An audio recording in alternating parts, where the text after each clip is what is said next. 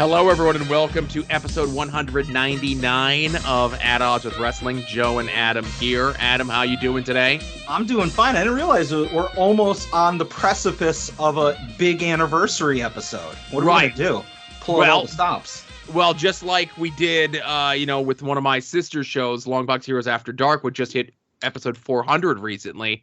I'm sure we'll put as much time and effort into this week's 200th episode of this show as we did of episode 400 of the other show. Yeah, you know what? Now that I think about it, I don't really want to do any extra work, so we'll just save all the time for people to congratulate us. Right. So here's what I'm going to say here at the top of the show, and this will give everyone a week. I really thought, because I'm stupid, I was really hoping that everything would line up and that us doing the live show at Ashtabula for AIW next week would be our 200th show, and we could say, oh, it's our 200th show, whatever, right? We could always take next week off. No, we don't take weeks off. Come on, who are we? Pod Van Dam? Oh, I lost a cat. Oh, I'm sleepy. Oh, I got to say something racist on social media. I can't do a podcast this week. Oh. Anyway. I don't know why 3 of the 4 people on that show are Dice Clay. But here's what I'm going to say at the top of the show. I want you, the listeners of this show, to tweet and tag someone and get them to call in and congratulate us on getting to 200 episodes. Oh, I like that. Yeah. Harass other people. I don't care if it's your friends. I don't care if it's wrestlers. I don't care if it's actual, shoot celebrities. If you have to buy a cameo or 2 or 10 for us, Sure. What are they called? On Pro Wrestling Tees, what's the bootleg cameo? Oh, you're scams. Yeah, get a Pro Wrestling Tees scam. Right.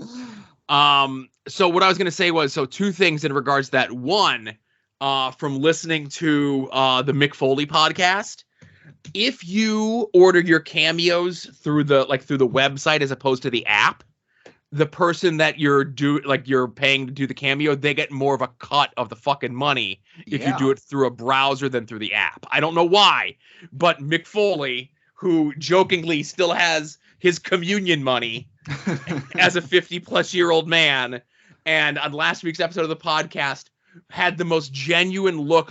He probably had the same look on his face when he was told that he was winning the WWF title in 1998. That he did when Conrad said, I'll pay for your premium YouTube subscription. Because Mick was trying to pull something up and it was playing ads. Oh. And Conrad's like, I'll get you the YouTube premium. It's only $10. And Mick had this look on his face of genuine adulation, right?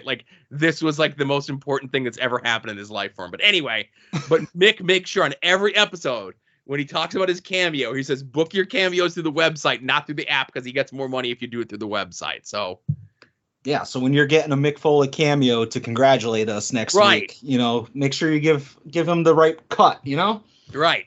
And I think, I didn't look it up, but I think the Pro Wrestling Tees ones is called shoot messages. Yeah, that sounds right. Yeah.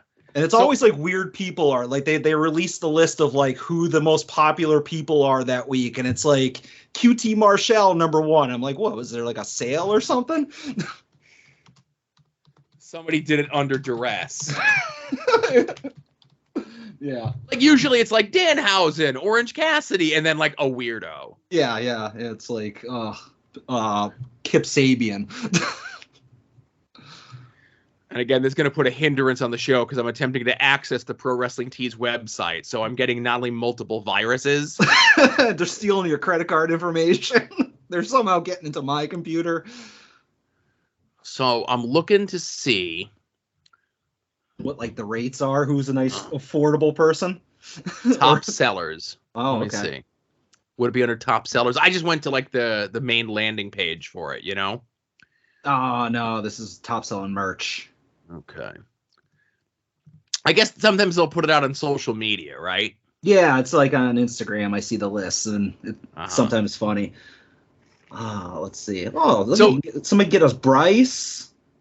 So this is funny. There's here's all these people Billy Gunn, Blue Meanie, Bobby Fish, Brandon Cutler, blah, blah, blah. And then for Hawkins, it says Brian Myers, formerly Kurt Hawkins. Okay. Then if you look here, Alex Shelley, Motor City Machine Gun, Time Splitter, King of the Indies, made in Detroit. Like, get all those search things in there, so people could find them, Yeah. It's value props too. And I will say your people like your Glory Hound Daniels or Cabana, who are doing them at like $30 or $50 a clip. Mm-hmm. They're the ones that are smart, because then they'll probably get a ton. Yeah, you make it up in volume. Right. And I will also say this, if you are going to go through the trouble of contacting someone either through this or through Cameo or whatever it is, to have them record something, you could just send us the money instead. Cut out the middleman, I'm just saying. Yeah, you know what? For the bit, I'll take the money. I'm unemployed. Right. Now, I will say this: if you choose someone lame, we will judge you for wasting your money. Hey, Megabyte Ronnie for $12. Now, see, Hot Dog Ronald knows what's up, right? Yeah. That's smart business. All right. Anyways. Hey, do you want to just do doll stuff up front, or are we going to go in the actual order of the format? No, we got to make them all wait for that. That's All right. That's why everybody's tuning in. When we get that bump of the numbers this week, it's because of the San Diego Comic-Con talk. Right. It's the people that tune in just for that last quarter hour. Exactly. Because that's how podcasts work. Anyway. And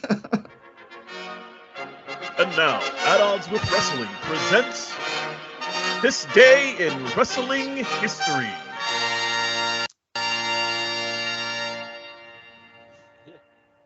All right. So I promised Adam that we're not collapsing any segments, but we're going to try to breeze through some segments, okay?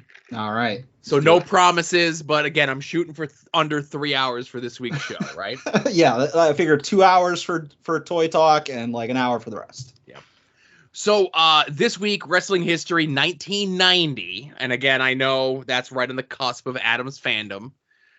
Even though he was privately pulling out knowledge from 1991. I don't want to put him on blast or anything, Again, if it happened in 1990 or after, that it counts. It's not like I wasn't like a baby then. I was old enough to remember it.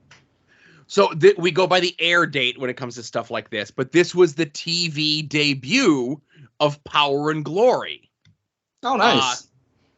Paul Roma wrestles a match against Dino Bravo. Dino Bravo beats him.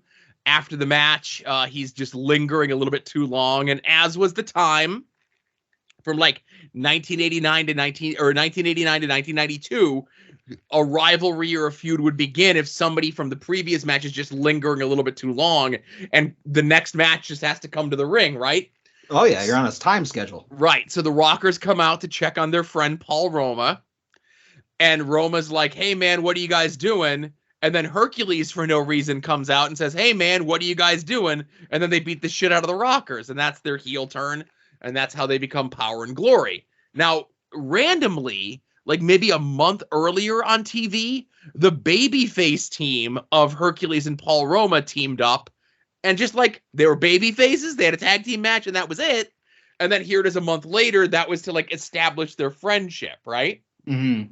Now, Paul Roma in that last month had start wearing black tights instead of the red Young Stallion tights. Oh, yeah. You got to the outfit's got to match. Right. And Power and Glory, I think, is like one of those teams that like could have been huge.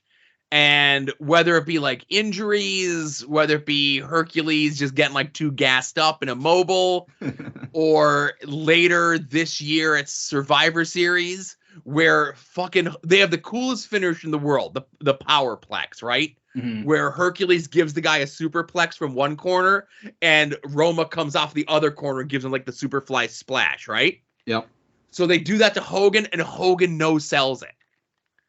They're not gonna work for me, brother. They're not even a team for 4 months, and like Hogan just like kills their finish. I'm like, oh my God, this is the worst.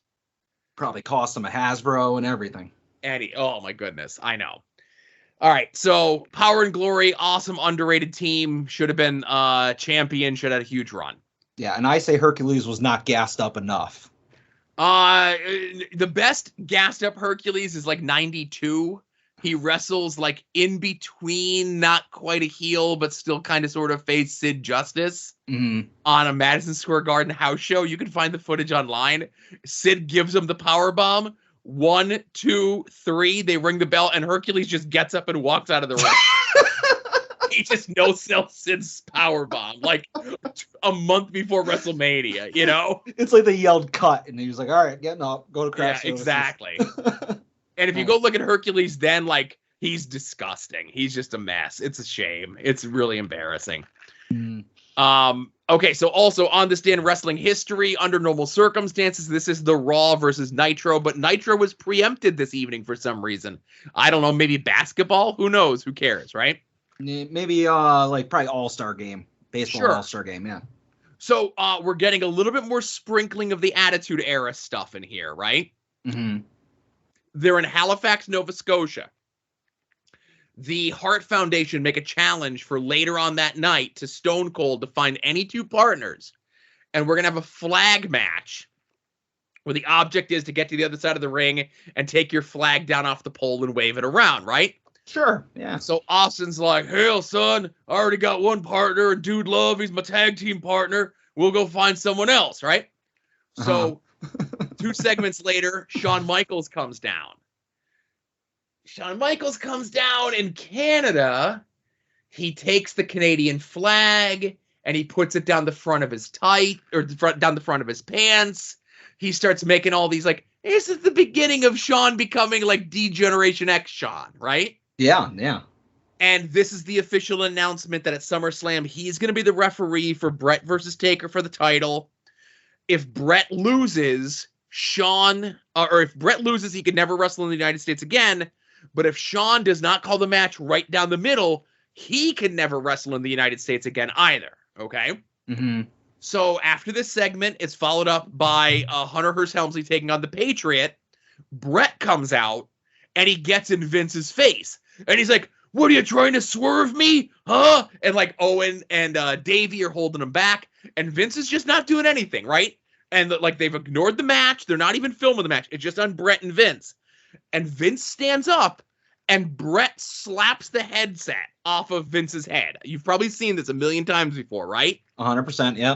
And then the look on Vince's face changes. It's like a switch flips, and he's no longer Vince the announcer, and this is like the beginning of Vince the character. Yeah. And then him and Brett get into it. Brett grabs Vince by the jacket. Vince grabs Brett by the shirt and is pulling his shirt over his head. It's almost like a hockey fight between the two of them. It's crazy, okay? Mm-hmm. So while this is going on, we come back from commercial, and Shawn Michaels has been attacked backstage. So now he's leaving the building. He says that, McMahon, you're running a zoo here. These people are out of control, so on and so forth. So then Undertaker gets replaced in the match. It's Undertaker, Dude Love, Stone Cold versus Owen, Davey, and Brett, and the baby face in Canada win. But it's like, this is the beginnings of like Shawn becoming DX Shawn. This is the beginning of like Vince becoming an on-screen character on the road to Mr. McMahon. Like a lot was going on, like no like memorable matches, but just a lot of like character stuff. Yes, like little twists and turns that were necessary for like the next decade of wrestling type deal. Yeah. Okay. So also on this day in wrestling history, 2002, World Wrestling Entertainment had their Vengeance pay-per-view. And this was right before they like the brand split had already happened, but they aren't doing brand exclusive pay-per-views yet. Okay. This is where the only real major thing that happens on the show, I would say, is The Rock beats. He wins the main event triple threat. It's him, Undertaker, and Kurt Angle. Rock wins the title, and this leads to Rock versus Brock at SummerSlam in 2002. Okay. Which is a big deal. You know, Brock had just debuted in April of this year, 2002, and already they're hot-shotting him right to the title, but they're hot-shotting him because he was over, you know? Mm, yeah, and he won that first title match, right? He certainly did. Yeah, all right. Also on this day in wrestling history, 2017 was Absolution 12 from our good friends at AIW. A lot of familiar names, a lot of familiar faces in different spots than where they are today. Just looking over the thing, Dom Guarini versus the Duke. Britt Baker versus Swoggle, Tom Lawler versus Eddie Kingston, Shayna Baszler versus Mia Yim. It's a very fun, very interesting show. I think I missed this one. I think I was not going to shows at this point. I think my real life schedule had gotten ahead of me, Yeah, I'm looking at the match listing. Is this back when AIW used to do the 4 or 5 hour shows? Yes. Oh, I'm glad they got that out of their system. They keep it to a lean 3. It's the live pay-per-view that kind of keeps them on schedule, keeps them on track, Yeah, keeps John honest. That's right. Also on this day in wrestling history, 2007, was the Chikara event Showdown in Crisis Land. This was the first in canon Chikara show that happened outside of Pennsylvania. There was one other show that happened at a college in Vermont in late 2004, maybe 2005. Anyway, all other Chikara shows up to this point had all been in Pennsylvania. This is the first time they was outside of Pennsylvania. Colin and Jimmy Olsen are on this. Player Uno's on this. Claudio and Hero are on this. Shane Hawk and 2.0 are on this. But the thing that this event is most memorable for is Eddie Kingston versus Tim Donst. Now, Tim Donst had just debuted maybe about a year prior, 2006. And he was kind of middle of the card, lower end of the card sort of thing. And if you've never seen this match before, Eddie Kingston puts a beating on Donst in this match that is unheralded and unparalleled. Here we are, 15 years later? And again, 15 years later? We're all very old. This is a thing that still comes up, and this was a turning point for Donst's character. This is a turning point for Eddie's character in Chikara. I'm pretty sure that if this match itself isn't on YouTube, the clips of it are on YouTube, and I'll be honest with you, it gets uncomfortable. Now, was this a beatdown that was all in good fun, or was there some reasoning behind this beatdown? No, this was just hey, we're gonna go out there and make this kid by showing that he's taken the biggest beating in Chikara history. Okay. And it kind of made Donst, we'll get to it when we get to the homework, but for the next 5-6 years, Donst is more or less a made man in Chikara. He gets to wrestle in a bunch of other places, and it's all based on the whipping he takes in this match. All right, then it was worth it then, right? I guess. I wasn't the one taking the beating, Yeah. I'll settle for being completely unsuccessful as long as I don't have to get beat up by Kingston, Right. And last but not least in the This Day in Wrestling History segment, it was 1 year ago today, Adam, that Fightful reported that there's rumors that CM Punk is going to be coming back to professional wrestling. What a reach for something to put in This Day in History, but I get it. You want to find a reason, an excuse to put Phil from Chicago on the show. It's like me sneaking in a Bliss reference, but I get it. All right.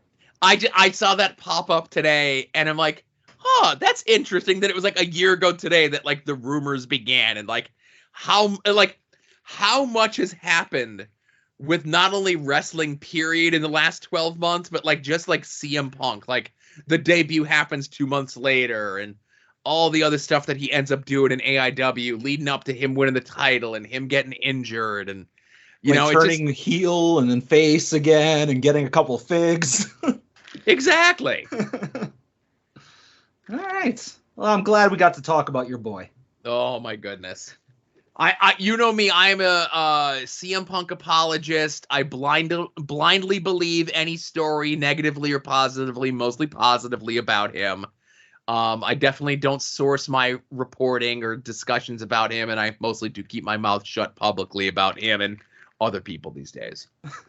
I will say, related but unrelated, I was a lot of times I will not watch a TV show live. I'll wait until the entire season's on my DVR. And I just started watching this past season of Mayans, which is a spinoff of Sons of Anarchy. And 3 episodes into it, just CM Punk shows up out of nowhere. I was like, what the fuck is he doing on this show? And he was only on it for maybe 10 minutes, like not a background character, but just like a, hey, one and done type of deal. And I'm like, let's never do this again. Okay. He's not needed on a show that I enjoy. Let's keep these worlds apart. He's already on one show that you enjoy, 2 if you count Rampage, under protest, 3 you won't sit still for. I thought you were talking about Heels, because he's on that. No one enjoys that show.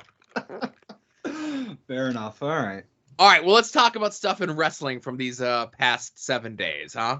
All right. Well, Joe, I'm going to start off with the thing that obviously, aside from the San Diego Comic-Con talk at the end of the show, this is probably what we have the most amount of people tuning in for. And that is, of course, the follow-up of the Cora Jade heel turn on NXT this past week. Jesus Christ. So I know you didn't get a chance to watch NXT this week, so I made sure to do that for you.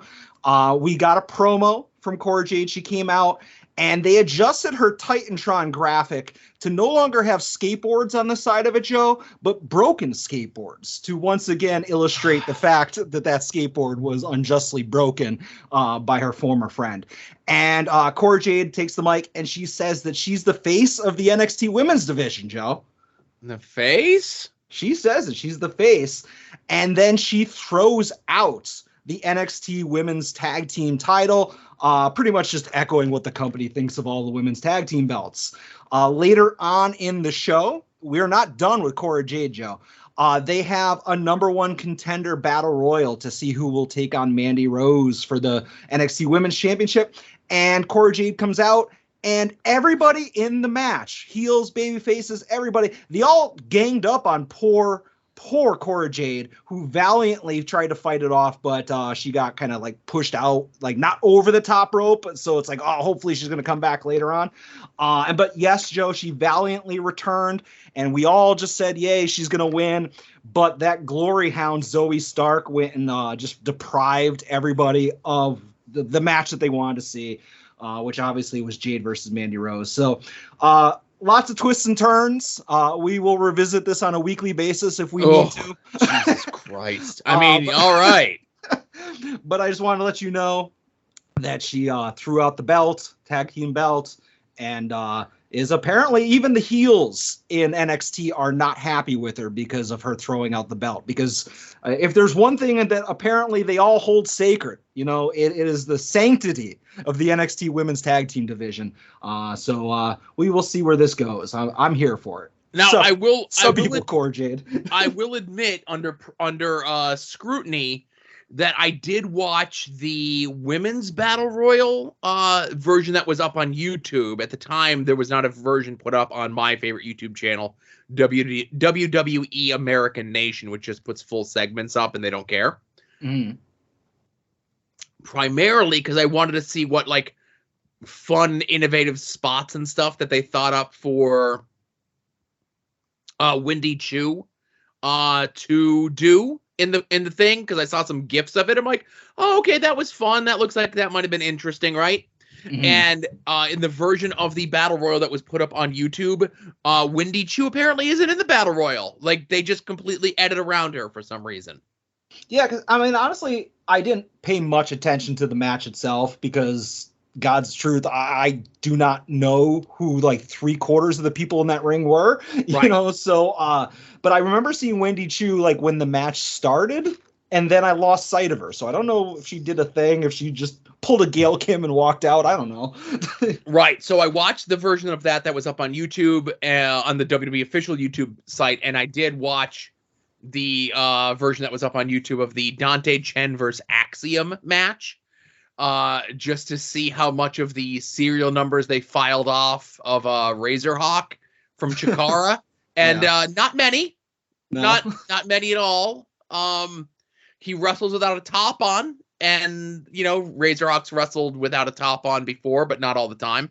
And that's really the only differences between, like, the character and the poses and the moveset and everything else like that. And I know there was a while ago when they did Raw Underground and all the Chikara kids are like, oh, they stole that from our idea, Mm. And I'm like, not really, you know, like 6 of one, half a dozen the other. Like, you're all stealing from Lucha Underground if you really want to get down to it. And then if you want to even get down further to it, Lucha Underground was Chikara West. But this is pretty egregious. I'll just say that. Yeah, that's all. So that was the 8 minutes of NXT I watched this week. And I was surprised Zoe Starks was back. I say Zoe Starks plural. That's not her name. It's just Zoe Stark. She's not Ricky's sister. Well, I'm glad you're back on board, Joe. Right. Back on the NXT train. So the other thing I want to talk about, I did watch a little bit of Raw this week too. Whoa. I watched the opening segment of Raw. Did you watch the opening segment of Raw, Adam? I did not watch a second of Raw. Okay, so Raw opened this week with World Wrestling Entertainment Global Ambassador Titus O'Neil coming out and telling us, the World Wrestling Entertainment universe, that the WWE is a safe space for everyone. There's no discussion or discrimination regarding political affiliation, sexual orientation, no matter what it is that you believe or no matter who you are. The WWE is for everyone. Now, I might not be getting the exact quote right. I was going to have the whole transcript of it, and I was going to play the whole thing here, but what the hell did they have on Vince that this is how they started Monday Night Raw this week? For them to have poor Titus O'Neil come out and literally lie and say World Wrestling Entertainment isn't about political stuff, where like they do like big political themed angles like all the time. Like people were like, well, what about the Un-Americans? And what about this? And what about like Zeb Coulter and the We the People stuff? You know, and like you can get your Bruce Pritchards to spin that sort of stuff, but it was definitely playing on political stuff, right? Mm-hmm. Then like racial stuff, like the whole Booker T versus Triple H build to WrestleMania. I know Bruce Pritchard will say to you, oh, it was not about racial things. It was about people that came from WCW. You know, like Booker T and Maven and Shelton Benjamin. All those WCW superstars that Triple H got to beat on his road to WrestleMania that year in beating Booker T, right? Uh-huh. So poor Titus having to go out there and repeat that verbiage, but they must got some hot shit on Vince if they're trying to get this far ahead of it to show what a great place World Wrestling Entertainment is to be and to work with, and it's all encompassing and it's fantastic. I think I saw this video on YouTube because obviously Ed Cody, friend of the show, guest host last week, does his Twitter videos now, and he talked about it on YouTube a couple days ago, or not on YouTube, on Twitter. So I went and I watched just this opening. I didn't realize it was on Raw, but I think the most jarring and shocking thing from the whole thing is that I learned that Titus O'Neil is a WWE Hall of Famer, and I was just like, all right, I'm all for detaching myself from reality, but that threw me off. I was like, I gotta turn this off. Yeah, so it's going to be interesting to see what and when comes out. I know there was talk that HBO Real Sports was talking about doing something. Wall Street Journal has another piece that they're getting ready to drop any day now that more so focuses on Kevin Dunn, who is like Vince's right-hand man. I don't know. I'd maybe get it out before SummerSlam, but that's just me. Yeah. You know, and I think we talked about it last week. That all these things can come out, but until a sponsor pulls their advertising from WWE because of these things, nothing's going to happen. Yeah, and I know, I don't think we talked about it, but like Netflix scrapped that movie or documentary they were doing of Vince. Yeah. Bill like, Simmons was doing like a fictionalized biography of Vince or something, you know? Yeah, and it was like mostly done from what I heard and paid for, and they're just like, fuck it, throw all the money out. Yeah. I guess. All right. My other thing, Joe, and I think we might have some crossover here, but I want to complain about Eddie Kingston versus the Painmaker, Chris Jericho, in a barbed wire everywhere match. Now, this match on paper was really, really, really good up until a certain point. And I think we all know exactly what that point was. But before we get there, the Jericho Appreciation Society is all up in the cage, which is just a cool old school bit. Shark Week, so it's a shark cage. We have Ruby Soho sitting at ringside with the key to the cage. Obviously, Tay Conti comes out and gets in Ruby's face. We have Anna Jay turning on the Darker Order, maybe turning on Ruby and joining up with the Jericho Appreciation Society, which kind of feels like an out of the blue, like Attitude Era turn. And I don't mean that in a good way. But that was kind of weird. But obviously the Jericho Appreciation Society gets out and you're like, okay, this could still be saved because the match up to this point was kind of awesome. Like I really enjoyed seeing Eddie Kingston just beat the tar out of Jericho, and Jericho wasn't bad in this match despite looking ridiculous. But like Blackpool Combat Club comes out. I'm like, all right, this is good. We have the baby faces, just even in the odds, get all those people out, let Eddie Kingston get the win, blow off this fucking feud so that we don't have to keep doing it. And what happens? Jericho gets his win back, and people can argue that, oh, well, at the end of the day, Eddie was standing and Jericho was on the spiderweb of barbed wire. So who really won in that? Jericho won. It's obvious. Jericho won. If there's going to be a match 3, Eddie Kingston's got to win this third match. But I'm like, at this point, are we just going to end it and just be done with it? But I don't know. I want to see Eddie Kingston win this feud. They had all of it on paper. It was going to be a good blow off, and they blew it at the last minute, and I'm not happy about it. But other than that, it was an interesting match. This is on my list. So I'm of 3 minds on this, Adam. Good. Okay. So you mentioned the end of the match. The last thing that we see is Eddie standing triumphant and Jericho in the spider web of barbed wire. Okay. So they put up on YouTube, on the AEW YouTube page, after the cameras went off the air, and the video is titled, "See Chris Jericho stretchered out after the brutal attack from Eddie Kingston." Oh, okay. He does a stretcher job, just like MJF did for Wardlow, right? So the video is Jericho laying in the spider web doing this. Ow! Ow! Ow! Help me! Ow! So they cut his pants out of the thing. They bring the paramedics out. They have the gurney, the stretcher there.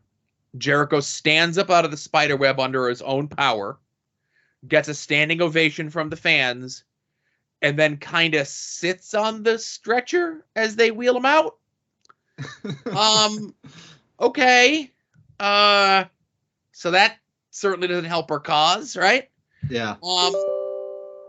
The other mind that I'm of is, you could say Eddie's the most over face in the company, arguably behind Jon Moxley, maybe behind Punk when Punk comes back, right? Mm-hmm. You could say that Eddie's a main event person and is protected in a way on TV that he's never made to look foolish. He always gets segments on TV. He's one of a handful of people, 6 people, that's on both shows, Rampage and Dynamite, every week. Even if it's just a 30-minute promo segment, even if it's them showing a recap of what he did on the previous show. So these are all positive things for Eddie, right? Mm-hmm. So there's one mind, and the other mind. But then I have a third mind, okay? Yep. It's the mind that when there's certain people involved in storylines and angles and so on and so forth in the world of professional wrestling, the veil kind of slips a little bit, and I forget that wrestling is scripted entertainment. And I get really mad when my friend, who I really think hates Chris Jericho, gets screwed out of this match when it's very clear that Sammy Guevara should have been the shark cage. He wasn't in the shark cage. I knew Sammy was going to interfere. And then they get into the ring and they're doing this whole setup thing where it's like Sammy's supposed to hold Eddie. There's supposed to be a reversal or something. And then Sammy kind of screws it up with his footwork. And Jericho hits the Judas effect. And then they're supposed to do thing at the end to set up Eddie getting his hands on Jericho, and then Jericho and Sammy kind of fuck around a little bit, and it looks weird and awkward and fake and phony, right? Mm-hmm. And then this is another one of those situations where, Orange Cassidy has this huge win on TV over Chris Jericho. When have we ever seen that?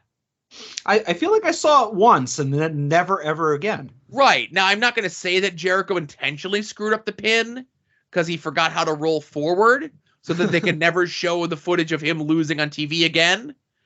Just like the whole setup to him going into the spider web of barbed wire, and then the after footage of like is weird and awkward and strange. So that, yeah, sure, Eddie stood tall at the end of the episode, but we'll never see that footage again because of how screwed up it is. And again, I'm not saying that Jericho's doing this stuff on purpose, but I think a lot of Jericho's stuff on TV gets like overproduced and over whatever, and people screw up and people mess up. And Jericho's like, oh, I'm an old hat. I'm a professional at this. I've been doing this for like 25 years. No problem. Let's add 16 things and make this overly complicated when we don't really need to. The whole thing sucked. I was pissed off about it, really mad. I was even screaming in here, and my kid's like, oh boy, Dad, you were really mad over something in there. I'm like, yeah, I was. Obviously, this feud must continue. Eddie has to get the clean victory at some point so that Eddie could thankfully and hopefully move on from this Jericho garbage. Yeah, which this should have been dead and buried at the Blood and Guts thing, but if you're gonna extend it, you have to do one more match. Now, I will say, and again, I know nothing. I'm just looking at the way that things are going currently. I feel as though with what might be happening at the Ring of Honor pay-per-view this weekend, might have put a little bit of a delay on what Eddie's next thing was going to be. So they had to add a little extra padding onto this before they could move Eddie onto the next thing that is in the hopper for him. Okay. Well, no excuses, doesn't make it any better. But that's the only thing I could think of, Yeah. All right. Well, they better. And I was going to say before we move on, obviously you made a point that Eddie Kingston, he's portrayed as a top guy, so the loss is not important, at least in AEW's eyes. Right. But at the end of the day, they still claim that they're following a ranking system.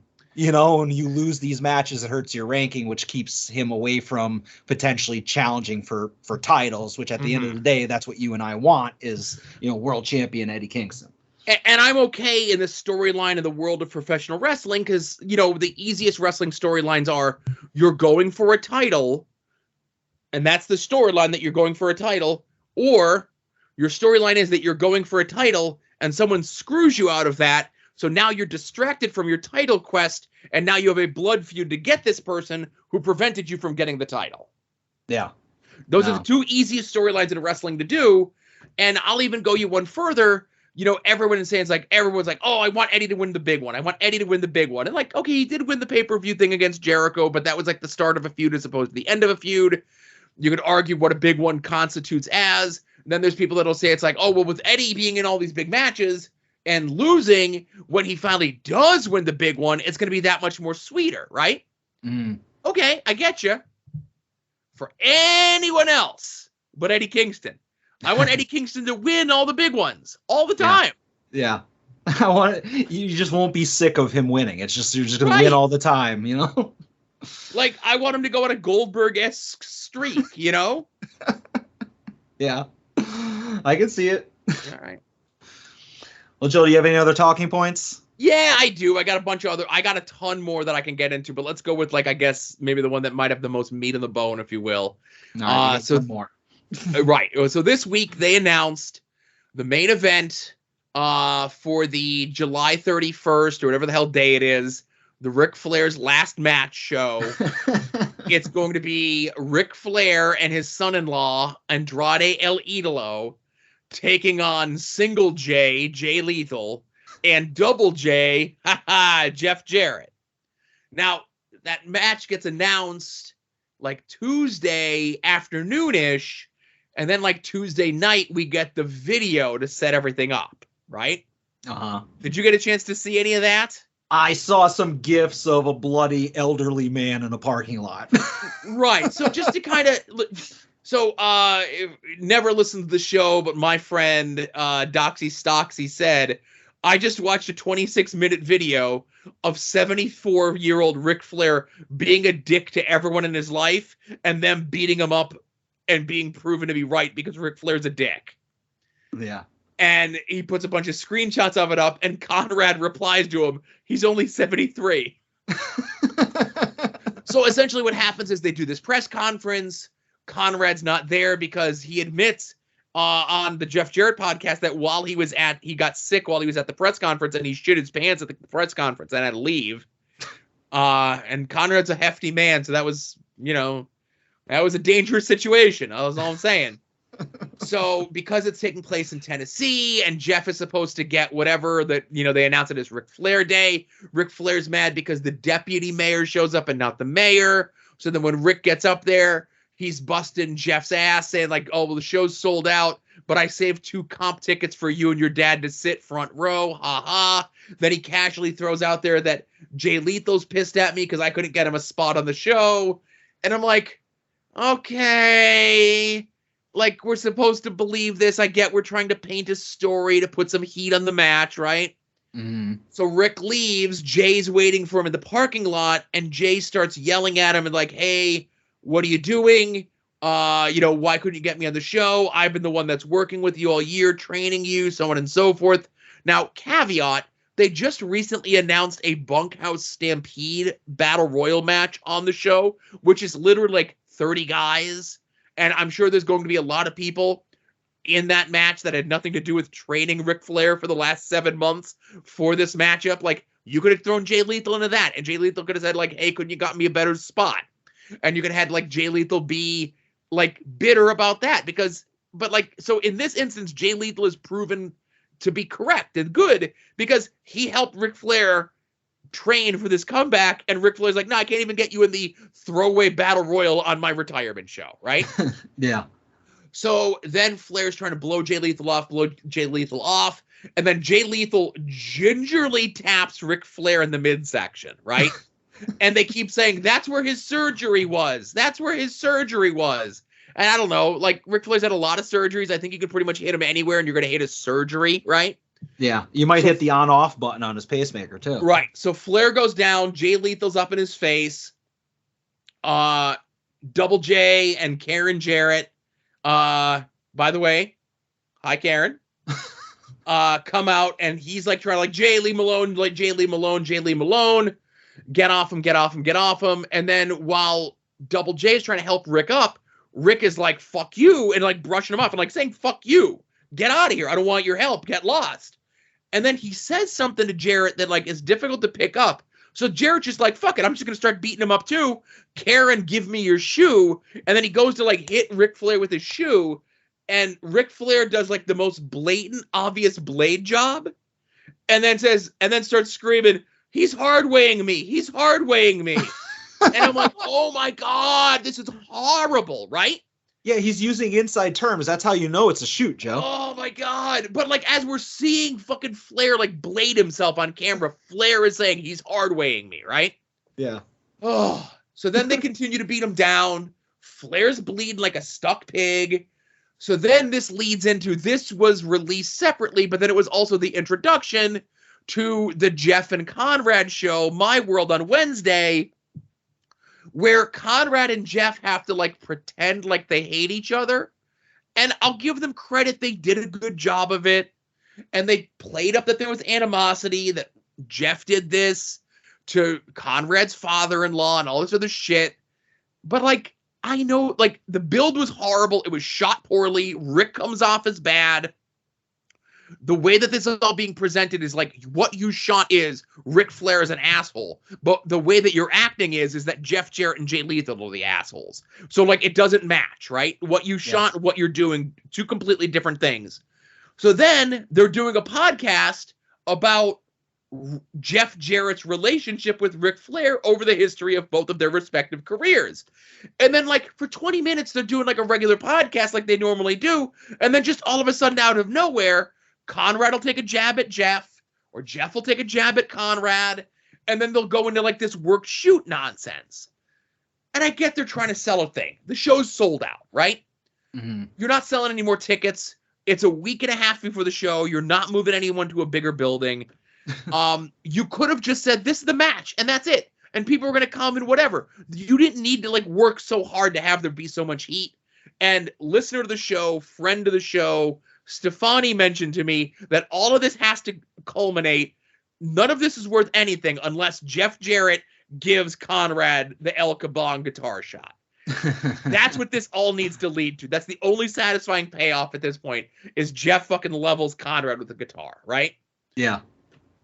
No one's looking for this match to be a work rate thing. No one's looking for this match to be a heated thing. If Flair's gigging for a shitty parking lot angle, you better believe he's gigging for his retirement match, right? Mm-hmm. And I tweeted this out. The match is going to be like 18 to 20 minutes. Ric Flair is going to do a lazy comeback. He's going to get Jay Lethal in the figure 4.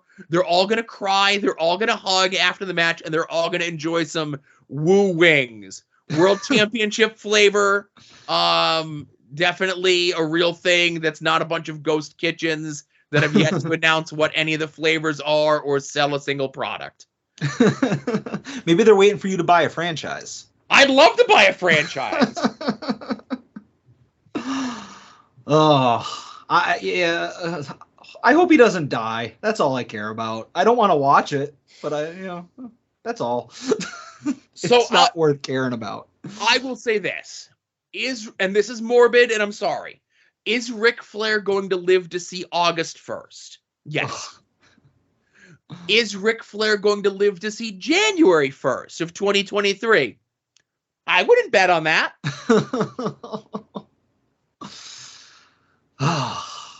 Yeah. All right. Well, you can set up a pool on the side. I don't want any part of it. Okay. I'm just wondering. Go ahead. No, I was just going to say, do you have any more? No, there's more I can get into, but I think it'd be best if I don't. All right. Well, Joe, you mentioned before that there's a Ring of Honor pay-per-view coming up. So let me just hit some music here. It's Sami Zayn's kicking down to the ring. It's Kofi Kingston doing his thing. Ruby Soho. on the show. Bryan Danielson. No, no, no. Is it the big dog's yard? Let's find out. Does Joe know the card? All right, Joe. So as you mentioned before, there's a Ring of Honor pay-per-view this weekend, but I don't really care about Ring of Honor. So I'm going to have you do, does Joe know the card for AIW Absolution 15? And according to Wikipedia, the most trusted source of all wrestling information, AIW doesn't exist. But what? Yeah, Wikipedia gives no love to AIW. So, according to Instagram, the most trusted source of cosplay girls slyly advertising their OnlyFans, Absolution 15 has 9 matches, Joe. Do you know the card? Yeah, I do, because I am a good AIW pilled boy. So I have to say, I know the main event, but I have to save it for last because we have to discuss things. But before we do, I get Ring of Honor kind of sort of is a dead brand and they're doing what they can to build things up. But it's going to be cool to see Claudio win the title. And I think the Briscoes versus FTR is going to be awesome, right? Mm-hmm. That out of the way, 9 matches, you said, right? That is correct. Okay, so we got Tim Donst versus Kaplan. Mm-hmm. We have PB Smooth versus Isaiah Bronner. That's 2. We have the 4-corner tag team match with Cheech and Colin, Jollyville Fuckets, the Bitcoin Boys, and members only. Yep. We also have 2 out of 3 falls of Jocelyn Navarro taking on Katie Arquette. That is correct. That's 4, right? That is, 4. 5, we have the Duke versus Wes Barkley. Yep. We have, for the tag team titles, PME defending against Bulking Season, who are doing some sort of fancy cosplay tag team memorabilia thing or something, right? Yeah, I'd like to clue you in on what's going to happen, but I've been sworn to secrecy. Right. We also have Matt Justice taking on Big Twan. Yep. And that's how many now? 7? Yeah, you are missing 2. I know the main event, and I'm saving that for last for a reason. And forgetting the main event, what's the other match I'm forgetting? We have the Bone Collector, Casey Carrington versus Dom Guarini. Ah, God damn it. You forgot Dom. I was talking to Dom about this today, too. Yeah, Dom Guarini versus in the dog collar match. Yes. I'm sorry, Dom. But main event for the Absolute and Intense titles, Joshua Bishop is taking on Derek Dillinger. But there is a bit of a caveat with this match. And again, I have to find the exact tweet here. There was a lot of activity in the chat this week. But I have to find the exact social media post here, right? All right. Nope. That's not it. I'm killing time. It was from Broski. Okay, here we go. Oh, there. Yep. This is an official statement. I'm pausing for a reason. Not a work. Pausing for a reason. I refuse to hand over these AIW titles unless John Thorne pays me my full rate for this show and all shows I would have worked for the rest of the year in cash in a Money in the Bank briefcase. He's strict but fair. Okay. Now, I will be the first one to say that when it comes to shit like this, it's an official statement, Adam.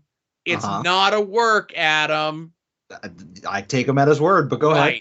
And there's nobody that's cornier and lamer when it comes to shit like this than Broski, right? And I purposely have not been in communicado with John Thorne regarding any of this stuff. I purposely don't want to know what's going to happen, only because if Broski was doing this anywhere else, I'd be the first one to call bullshit. This is lame. This sucks. Whatever it is. And because it's happening in AIW, is what Broski's doing lame and sucks and everything else like that? Yeah. But I trust the process in AIW. I trust what John and the booking committee, Pat and Bruce sitting around the pool, having a nice bowl of soup. I'm sure John has something up his sleeve if Broski was doing something like this. I think this would have worked better without Broski putting in, like, if Broski didn't put in there not a work, okay? Mm-hmm. I wouldn't be like, this is lame, whatever, right? Yeah. But the fact that he put in that it's not a work means it immediately is a work, and I immediately think it's going to be lame because Broski's involved. I have a feeling what's going to happen. Again, I don't see Broski walking out of there with his payday. Is like, he's walking out of there with this payday. I don't think he's walking out of there with any of the future paydays, because I could just say it's like, well, I didn't have you booked for the rest of the year. But anyway, and I would get him a kid's Money in the Bank briefcase, not like an official one off WWEshop.com. Okay. But like I said, I trust the AIW process, but I am looking at this with like one cross eye, only because Broski's involved and he's a corny motherfucker. All right, I'll allow you to say that. I don't agree with you, but you do have final edit on the show, so I guess we'll leave that in there. Exactly. Yeah. And, obviously we can get into a little bit if you have any predictions, but I will say you can decide amongst yourselves, listeners out there, is Absolution the show homework this weekend? Or are we taking a weekend off of show homework because of Ring of Honor? It could be either or, but watch Absolution. I will be watching it. Yeah, and it hasn't been officially stated that it'll be streaming live on Jerry's Internet Wrestling Emporium this Saturday night. But it's going to be streaming live this Saturday on Jerry's Internet Wrestling Emporium. Yeah. Yeah. I feel like I've heard it from enough non-official sources. Like, I've seen it on Twitter. Like, enough people have just spoken into existence that I'm just going to assume that it's going to be there. Yeah. And like I said, I freely admit that I'm an AIW homer. You know, I love all the guys there from the top to the bottom, whether I met them or not, or whatever my relationship with them is. They're the hardest working crew going out there. You know, they are the Midwest, and they have competition. You know, there's another show running the same area that same weekend, and I have a feeling they're going to break double digits on live attendance this time. Yeah, the competition. Well, we'll see. We'll see. Also, I'm going to win the goddamn tag titles with Chuck Stone. I mean, so you got to tune in for that. Okay. Thanks for the no sell, Dick. All right. So the other thing I want to mention is, of course, you know, we have this AIW show that's coming up this weekend.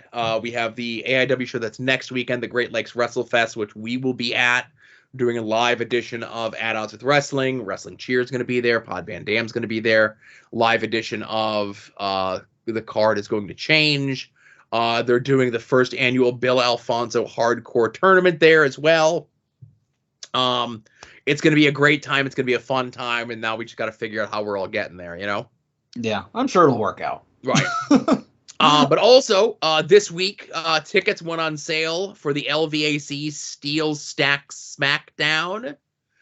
And more talent has been announced since we last recorded. And Eddie Kingston's going to be there. Yay, it's someone you like. It's someone I like. And again, I guess, you know, sometimes it's tough to hear over the recordings. And I guess maybe I missed Ed saying last week that it's going to be Eddie in the final edit. I was probably trying to look for other stuff as well. I knew the announcement was coming soon. So that's why I was trying to be as ham-fisted as possible to kind of reward the listeners of this show, you know? Yeah. I don't remember him saying... Oh, good. I don't remember Ed saying that it was Eddie Kingston. I think somebody contacted me and said, like, oh, I'm surprised you didn't edit it out, Ed saying that it was going to be Kingston. And I'm like, oh, I must have missed it. It was like over everyone kind of talking over each other, you know? Yeah. All right. Yeah. Well, I'm happy to see Eddie Kingston in person for the first time ever. And hopefully I stay on his good side. No, I'll keep you in line to keep, you know, whatever. Listen, I will run bits and stage coups against many people. I will not do it against Eddie Kingston. Now, do you want me to tell Eddie to be a dick to you so it doesn't ruin the illusion of who Eddie really is, or? No, it's okay. All I'm right. willing to break down that wall. But I do have an Eddie Kingston figure ready to get signed, so that's my bucket list item there. So Perfect. Maybe a Mark photo as well. So the other thing, I guess, is no official match has been announced yet. A lot of suggestions, a lot of things have been thrown out there, but nothing is set in stone yet. Yeah. And I believe I saw on social media that all of the seating is sold out. So all they have left is general admission without a single match being announced. Right. Just talent on a poster. And I think that's pretty awesome. Now, I know this is a much bigger building than LVAC has been running before. I know that there's going to be 7 matches, which again is going to make it the biggest LVAC show to date. But that being said, you know, it's probably going to be a little bit before we get any sort of match announcements, you know? Yeah, this will be a 2 DVD set. Maybe. Yeah. Everybody's got to, if really everyone sticks to their times this time, you know? Well, I know that you'll make sure to tell them what to trim, you know, because you are a time stickler. Yes. And I will say what's been tossed around and what's been bandied about for Eddie's match on the show it is going to very much fit into what LVAC is. You know what I mean? Yeah. Yeah, that's the best way I could put it. Like what's been bandied about, like a lot of stuff written in pencil, nothing solidified yet. Fair enough. We got some time. Right. Speaking of which, it's homework time. You had mentioned that the homework for this week upcoming is to watch the AIW show. Yeah. Because that ended up being the Does Joe Know the Card? So let's talk about what we assigned from last week.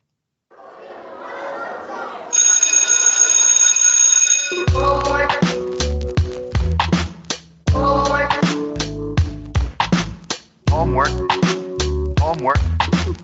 It's an obligation you owe your family and yourself. Homework. homework. It's an obligation you owe your family and yourself.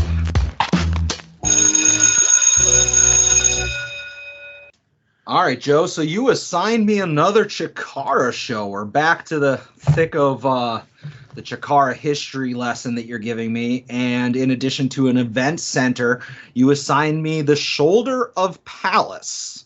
So I don't know if you have anything you want to talk about before we get into this. So we skipped the 2 March shows in Florida. Again, interesting shows to say the least. It's discussed on the commentary for this. So the Friday night show, it was a double main event of Hollow Wicked taking on X-Pac, Sean Waltman, and Eddie Kingston taking on Awesome Kong. Now, the next night was supposed to be Eddie defending the title against Green Ant. And this is information that's out there, but Eddie went out drinking.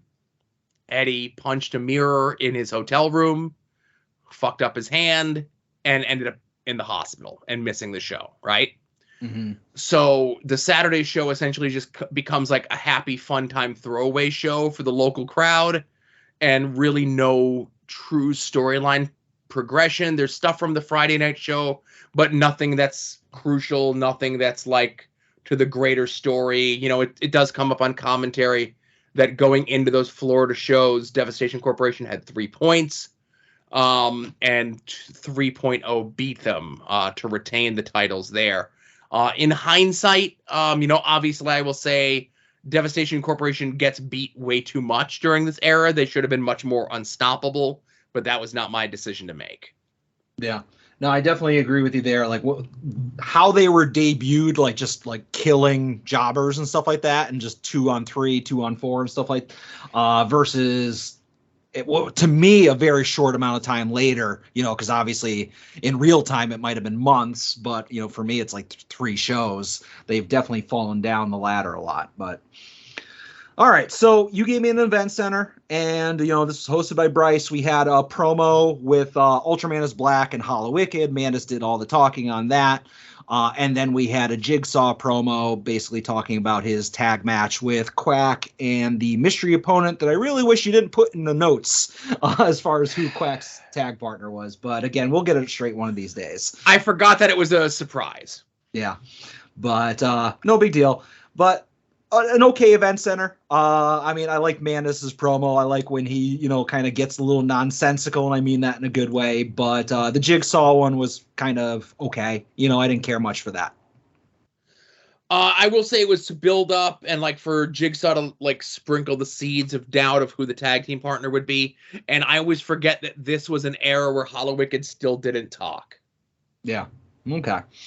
All right, so the show itself, I guess, was this taking place like WrestleMania weekend or WrestleCon or something like that? Yes, so this was when WrestleMania was in like New York, New Jersey at like Giant Stadium or whatever, and we were part of WrestleCon. We were one of the few shows that were not on like whatever the Fight TV, iPay-per-view, whatever package was there, Mm-hmm. And there was like Shimmer shows, there was Dragon Gate USA shows, there was Evolve shows, there was tons of stuff going on there. And like on the other side, if you're looking from hard cam, there was like a partition set up, and on the other side of that partition was like meet and greets and vendors and like all sorts of stuff like that. Okay. Yeah, because it was mentioned like maybe in the first match that I watched that it was a capacity crowd, one of the biggest shows, biggest crowds that Chikara's ever performed in front of, and when you're looking at the hard cam, just seeing what's to the left, what's to the right, what's in that little bit of space between the ring and the entrance, you're like, okay, this doesn't look that big. And then there were times when, Smart Mark Gary shows the crowd that's on the side of hard cam, and it's like, holy shit, there is a lot of people there. And I know that due to the setup of the ring and the entrance and all that, you can't really do much, but it would have been a better image if like more of the crowd was visible from the hard cam side, if that makes sense, Yeah, there was a lot of people there. So I would say by the end of the night, like we were saying that it was like over 15,000 or 1,500 people there. It was legit close to 1,000. Like 1,000 paid, which was crazy. Yeah. Yeah, definitely, like, as far as the shows that I've seen, the most people for a Chikara show. For sure. All right, so you told me to skip the first match. So the first one that I watched was the Batiri versus Devastation Corporation versus the Throwbacks versus the Spectral Envoy. And I feel like we've seen this maybe on the last Chikara thing, but we have Blaster McMassive, Max Max. God damn it! One of these days I'll be able to say Max's name. Smash Master. Just say Scott. Okay, yeah, we're gonna have Blaster, Scott, and then somebody. And I'm not talking about Sidney Bacabella. There's a third big dude that comes out during the entrance, and then we don't see him again. So. Right. Am I supposed to just forget that he's there, or does this pay off? Well, this is the third guy. You see Bacabella send him to the back. Okay, see, I didn't see Sidney send him to the back. Yeah, he just kind of like motions to him to go to the back, right? Okay. And then we have, when the Spectral Envoy comes out, we have Ultramantis Black, and then I'm going to say again, who? And it's Blind Rage, and this is another person that I do not recognize. Right, new person returning back to the Chikara fold. He was a Chikara OG back from 2002. Okay. And he would just kind of sporadically come in and out. Like, he was there in 2002, then he was gone for a while. Then he was there in 2005, and then he was gone for a while. And then he comes back here, and like, this is the longest stretch that he stays with Chikara. I think he's almost there until like 2016 during this run. Okay. Yeah, just when I see Spectral Envoy on paper, I don't picture this dude, you know? Yeah. Well, and again, I mentioned last week, I fault the way that the write-ups go on Jerry's Internet Wrestling Emporium. But I have been taking my like actual old notebook from those days to like see the notes and see who's in these matches and that sort of thing. Okay. And obviously the throwbacks, we have Dasher, Mr. Touchdown, and the Batiri or the Batiri. I don't have a ton of notes for some of these matches, but there was a good segment where there was a bunch of Tope Suicida attempts on Smash Master where he was like catching members of the Batiri and throwing them into the guardrail. And eventually like Blaster does a dive to the outside over the top rope, like really athletic dude. Obviously Dasher's doing his baseball spots where he's, doing the swinging of the bat. And it was fun to see Ultramantis Black get involved in that, just a funny side to the in-ring character. Mr. Touchdown gives Bacabella a wedgie at one point, poor Sidney. But eventually Devastation Corp defeats Dasher. That was the first elimination, which was surprising. Ultramantis rolls up Blaster. And then the Batiri pulls off a surprising win with a kick. They basically kicked the head off of Mantis's young boy there, and the Batiri win. Young boy. I think Blind Rage and Mantis are the same age, but I get you, right? Yeah. So match was good. I'm not a fan, like, just as much as I'm not a fan of the 2 out of 3 falls matches where the first fall is super long and then the second fall happens immediately and then we get like another long match, right? Mm-hmm. Yeah. In an elimination match like this where we get a long match and then we just get elimination.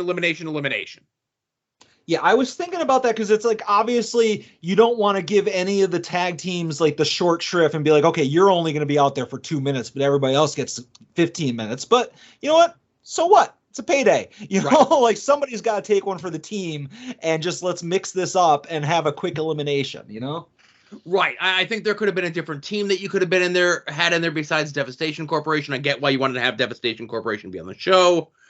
But having them pinned, even if it's by Mantis, like they should have been the first one. Like if it was me booking this, they would like do all your shit. Everybody does their spots. Blaster did like a really cool dive, and that's very impressive for a very big man. And everyone was there to catch him. But you should have did a thing where somebody gets isolated. Like say you do the thing where like Dasher gives Bacabella the wedgie, right?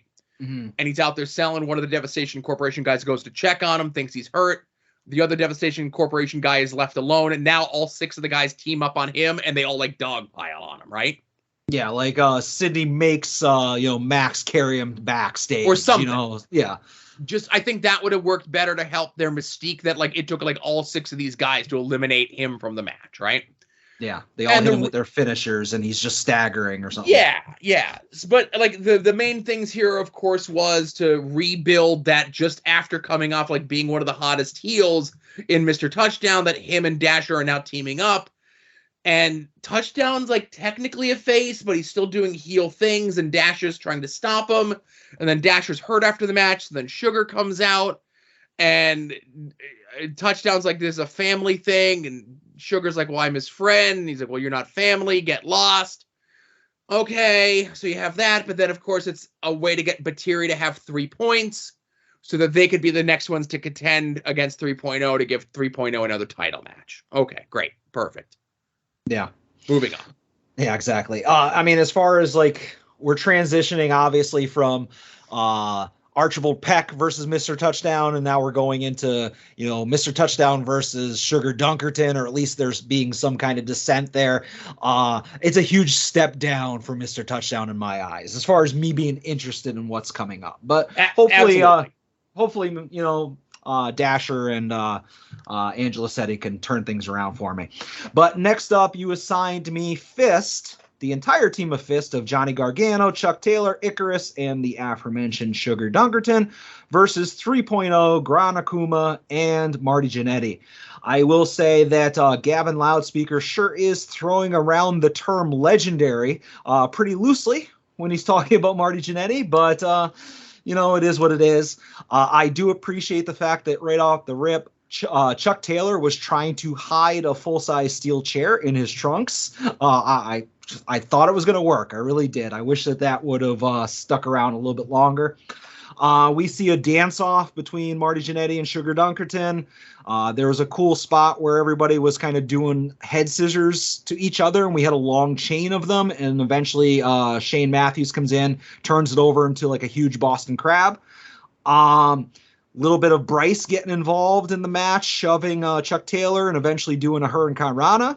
And Icarus taps out Gran Akuma via the Chikara special, and Fist gets the win. Yeah, so looking at my notes, and seeing that this match goes over 18 minutes, which is longer than the main event goes, and I'm like, what the fuck are they doing in this match? But again, a lot of this was in front of a lot of new eyes for Chikara, so you want to pull out a lot of your greatest hits and a lot of your fun spots. I love that Shane Matthews, part of his gimmick is that he does a Boston Crab, which admittedly is a very lazy submission to do. And the fact that not unlike DDP could hit the diamond cutter out of anywhere, he can hit a head scissors from out of anywhere. Just fun little stupid things for the character. For some reason on commentary, we're calling Scott Parker, and I don't remember why we were doing it. Yeah. It must have been something we were fucking around with backstage for some reason. I have no idea. But Marty Jannetty needs to be in here for the piece with at the end where Chuck and Gargano are still like, get lost, Sugar. But Icarus is finally like now here after that time in November where they had the match where it was Fist versus Fist in Cleveland, and Icarus like does the babyface thing. And even during the match, there's the spot where Marty Jannetty tells Icarus to put the jacket back on to cover up the tattoo, and he does. So the bits here, of course, are Marty Jannetty. Icarus admires and listens to Marty Jannetty. Icarus wins with a babyface move, the Chikara special, and Icarus is the one that says, like, he's the one that finally says, like, we have to accept Sugar in the group. Yeah. Okay. All important story beats over the next several shows. Yeah. Now, like I mentioned, I think the last time we did homework, that it felt like they dropped the Icarus showing signs of being a good guy, and this is the return of that potentially. I will say we are in the home stretch of that. We have approximately, and I'd say approximately 1, 2, 3 more shows maybe before this all blows up. Okay. All right, next up we have Tim Donst versus Archibald Peck. We have a backstage / outside parking lot segment with Donst, and we have Veronica Ticklefeather, who is now dressed like a 70s biker chick. Jakob Hammermeyer brings in Steve the Turtle Weiner as like Tim's new mascot. Obviously, Tim doesn't care about that, doesn't want him there. But, whatever. this is just more of the stuff with, you know, Donst being a dick to his flock. Archibald Peck, you know, comes out, does all the marching band stuff again. He's got a reverse styles clash, which was kind of interesting. I was like, this is weird. It looked like he was setting up Donst for like a pile driver or something like that, but he had him low, and I was worried. And it's like, okay. Leonard, on commentary, Leonard F. Carson tells Mantis about Vine being the next big thing, and I hope Leonard bought stock in that company, you know. But it turns out that Archibald Peck's new move that he had been talking about was this thing.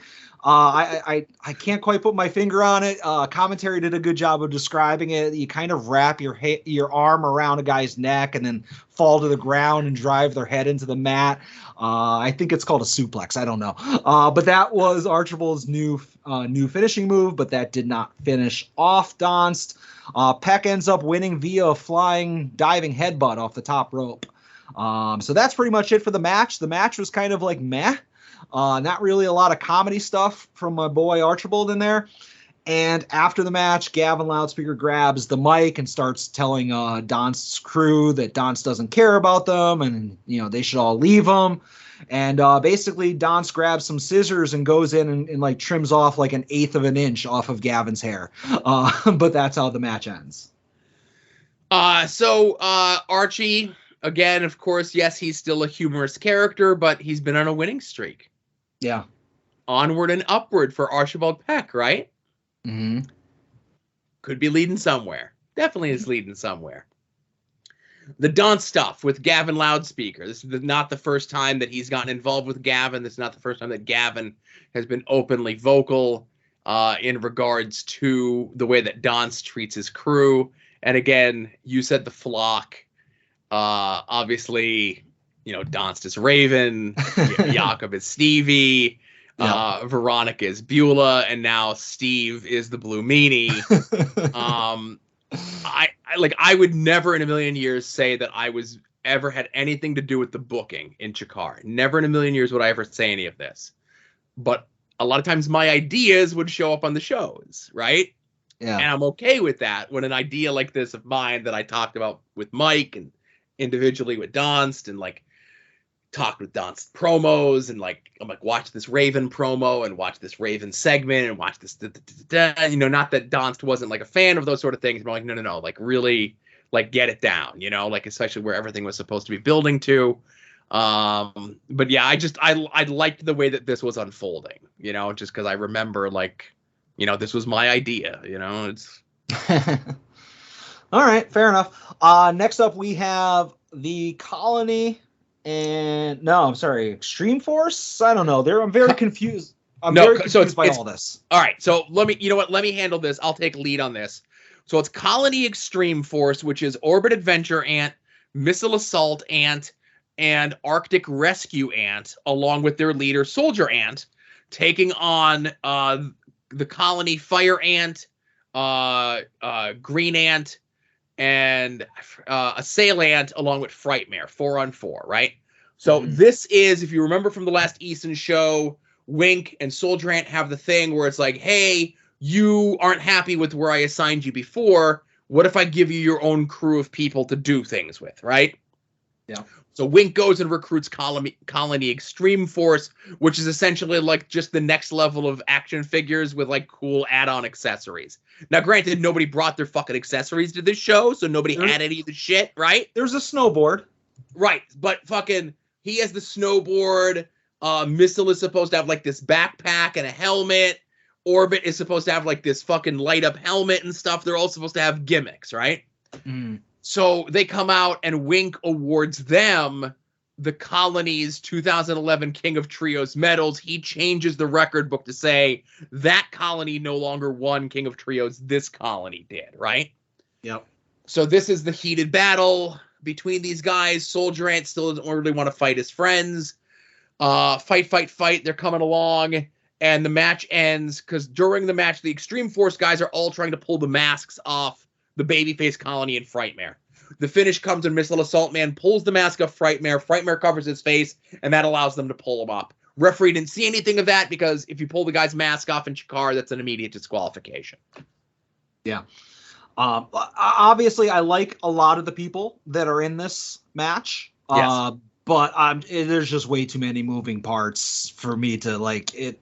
I get it. I get the Wink thing. You know, let me just change what I'm saying. I like the idea of, we're going to do another line of figs. You know, we're merchandising where the real money is made, you know, right. I like that. But when it comes to the matches itself, I'm like, who's with who? Aside from your original Colony people, it gets overwhelming, you know? I get you. Well, there's 8 people in the match and 7 of them are wearing similar costumes. I get you. Yeah. All right. So next up we have, I'm shocked that this wasn't the main event, but it is what it is. We have Hollow Wicked versus Eddie Kingston. Eddie Kingston is making his 10th defense of the Grand Championship. Obviously, I am rooting for Eddie Kingston because Hollow Wicked once called me a lower than dirt trash person. So, as you said, Eddie Kingston had a bit of a kerfuffle, and his hand was heavily taped up, and making it so that he can't do an effective back fist to the future. This match, I feel like it went very quickly, partially because, Eddie's hand was messed up. But Eddie Kingston kicks out of a go to Sleepy Hollow. Wicked ends up ripping off or starting to rip off some of Eddie's hand tape. And so Eddie hits him with the back fist from the opposite hand. And we had a pretty short match here. So before I go, turn it over to you, I will say that I was complaining during the last Chikara show that Eddie just basically sells a foot injury or a leg injury the whole match, and he did not sell the foot injury, the leg injury. He just sold the hand injury, which was, real.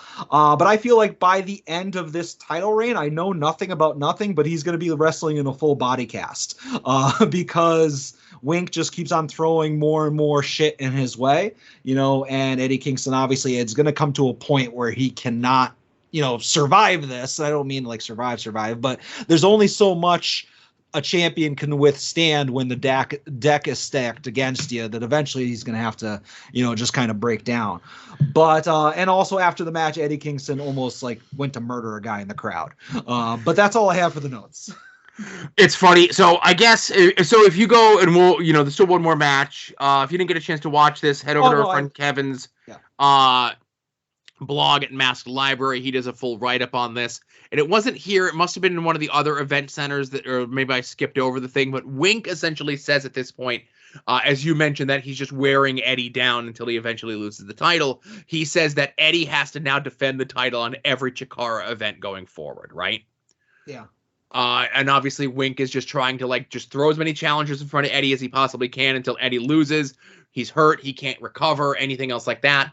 And also when Eddie goes after the fan in the crowd, it was because the fan was yelling at Eddie, calling him John Cena, which was very funny, all things considered. I thought this match was good, but I agree with you, a little short. These two have actually had much better matches prior to this, back in 2006.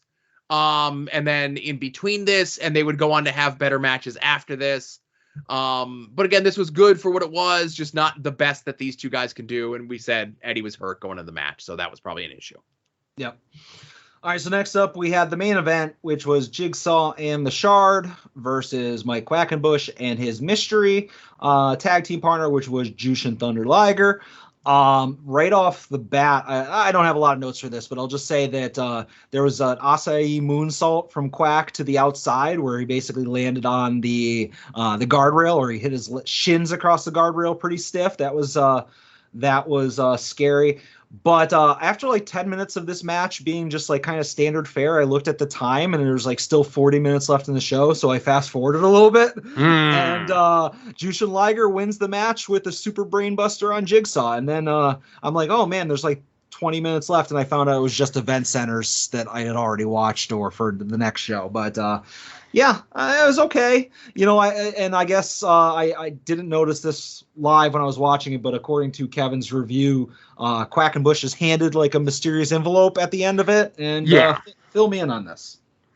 Okay, so I hate that they put the event centers leading up to the shows at the end of the DVDs. Yeah. I get why they do that, just to fill out a DVD. I still don't like it. Yeah, it's very deceiving with the time because, I probably would have watched more of the match, if I didn't think that there was all this time left on it, Right, of course. Where does that mysterious envelope lead to?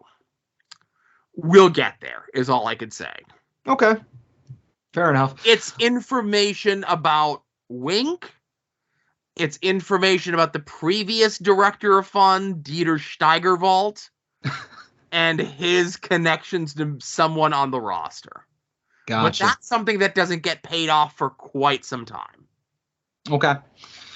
All right, Joe. So overall thoughts, I just want to say I didn't really care for this show. Really? Yeah, nothing really stood out. Again, I like a lot of the people that are in this. I respect the fact that, we are driving all these stories forward. But, we have a very short world title match. We have a main event that I didn't really care that much about. We have a huge multi-man ant match that I was confused by. There wasn't a lot in this that I was like, okay, this really stood out as awesome. And I get I'm in the minority on it, but I'm being honest. I was just kind of meh on the show. I get you. I liked it. Obviously I got a soft spot for this era of Chikara. And obviously just the way that our schedule works, sometimes we don't get a chance to watch these things back to back to back to back to back. But obviously I'm doing my best to be like, hey, this is all important stuff to remember for the next show and the next show and the next show and the next show. Trying to make sure that I'm beating everyone over the head and they know everything that's going on with all this, Yeah, no, I didn't feel lost at any point. Once I'm like, oh yeah, this is a follow up to that thing, and this is follow up to that thing. It makes sense, and I'm glad that it's a cohesive story. But from a wrestling standpoint, or even just a haha chuckles type of thing, it was just kind of more of the. I don't want to say more of the same because that makes it sound like it was bad. It's just normally when I watch one of these Chikara shows, there's okay, here was the really great comedy spot, or here was the really great oh my god wrestling spot. And I think everything was just kind of, kind of in the middle for me, I get you. But like I said, I like a lot of the people that were in it. It wasn't like there was anything like, oh God, make this match stop. There was none of that. So we'll see where we go. All right. Hey, let's do some voicemails. All right. Hey boys, it's Butters. I've been waiting by the mailbox for the last 6 months on this trophy I'm supposed to be getting. What? For winning the Gender Neutral Monarch tournament. You didn't win it, damn. I finally got it. I'm starting to think maybe you guys forgot about me. You didn't send it. So maybe you can address this on the show. Let me know where my trophy is. What we're doing here, because I'm confused now. And, I keep checking the mail every day, and I just keep getting bills. I haven't seen anything from you guys. So, okay. I'll call back if I see anything. All right, bye. All right, if when the Chiefs win the Super Bowl, do they send Marcus a Lombardi trophy? No, you guys nominated Danhausen, and Danhausen won, so congrats. But if anybody's getting a trophy, it's Danhausen. He'd probably be selling it on Whatnot tonight because he's got a stream going. But you don't get no trophy. Where's this revisionist history come from? All right. So I typically don't play the calls out of order. I play them as they come in. But let me play this next call here, okay? All right. Hey, Joe. Hey, Adam. It's Jayhawk from IWTV Guide. I got a question for you. What is the most random wrestling match you've ever heard being announced? The reason I bring this up is I've been watching a lot of WWF circa 1983. And I just watched the October 17th, 1983 show from Madison Square Garden featuring that infamous Jimmy Snuka Don Morocco cage match. Snuka coming off the top of the cage. The Peacock version somehow includes the announcement of the card for November for the Garden. And apparently it was not televised and not even closer to the Felt Forum, as nobody seems to have footage of it. But they announced Morocco defending the Intercontinental title against Iron Mike Sharp. And it's a really weird match because both were heels at the time. Both were managed by Lou Albano at the time. And it seems like it's a cold match by two guys that are managed by the same guy. It's just really weird and random. And I really wish the match was on tape, and I really want to see how it turned out. And that's all I got for you guys. Talk to you later. I'm surprised he wasn't calling asking for a trophy. Right, so that's why I played Jayhawk's call again. I don't screen the calls beforehand. I just saw that he had called. I'm like, oh, is he looking for Butters' trophy? I was gonna say, you could have lied and said that you sent Butters' trophy to Jayhawk and Jayhawk's trophy to Butters. They must have got the mail. Oh yeah, we'll fix this in post. Yes, that's you know what, I got lost in the mail. We'll fix that. But in regards to Butters things, I didn't know that we were giving out trophies for picking the people that won the gender neutral monarch. If this is a separate deal that you did with Butters and the rest of the IWTV guide folks, without including me, then that's between you and them. I mean, I did send Jay Gold a prize, but he said he would make sure that they'd get it. You know. Yeah. CJ Gold, he's got your trophy. Yeah. So what's like the most random match announcement is the question. Obviously, Jayhawk brings up a good one, and that's a fun, screwy era of WWF TV and just promoting in general, because like we're still like a couple months away from like Hulkamania, and then even like for the first year that Hogan's there, like wrestling is weird, but you know, I could think of a million different ones. Like, you want to pick anything from any WCW Nitro era stuff booked by Russo. None of that shit makes sense. Like, just a random weird match that got announced. And I don't know if he means, like, that we've never seen or, like, never came to fruition. Like, you know what? I'll throw one out here that's weird, and the promos and vignettes are online for them. So, in 1990... they built up a Madison Square Garden only house show program that led to a match between Bobby Heenan and Mr. Fuji. Okay. In 1990, heel manager versus heel manager. It was just something like Bobby's doing commentary, Fuji's on the outside, Fuji gets bumped into Bobby Heenan, they get into it, then it happens again the following month, then they cut promos on each other on TV, but they're just localized promo because it's just going on at Madison Square Garden. It's not mentioned on any other show. And then Bobby Heenan and Mr. Fuji have a match at Madison Square Garden in 1990. Huh. I did not know that. And you know what? I'll throw you another one involving Bobby Heenan. So Bobby Heenan comes into WWF maybe like mid 1984, right? Mm-hmm. He comes in as a manager, but on the show that he debuts as a manager, earlier in the night, he wrestles against Salvatore Bellomo, who he beats Salvatore Bellomo with a punch. See, this is why I don't acknowledge anything before 1990. This is nonsense. Okay, I'm just telling you. Come on. Right. See, like they literally did not invent finishing moves yet. Well, back then, you had a finish. Like, if you were like Hulk Hogan had a finisher, but he had multiple finishers. You know, heels would win with finishers on TV, but sometimes not.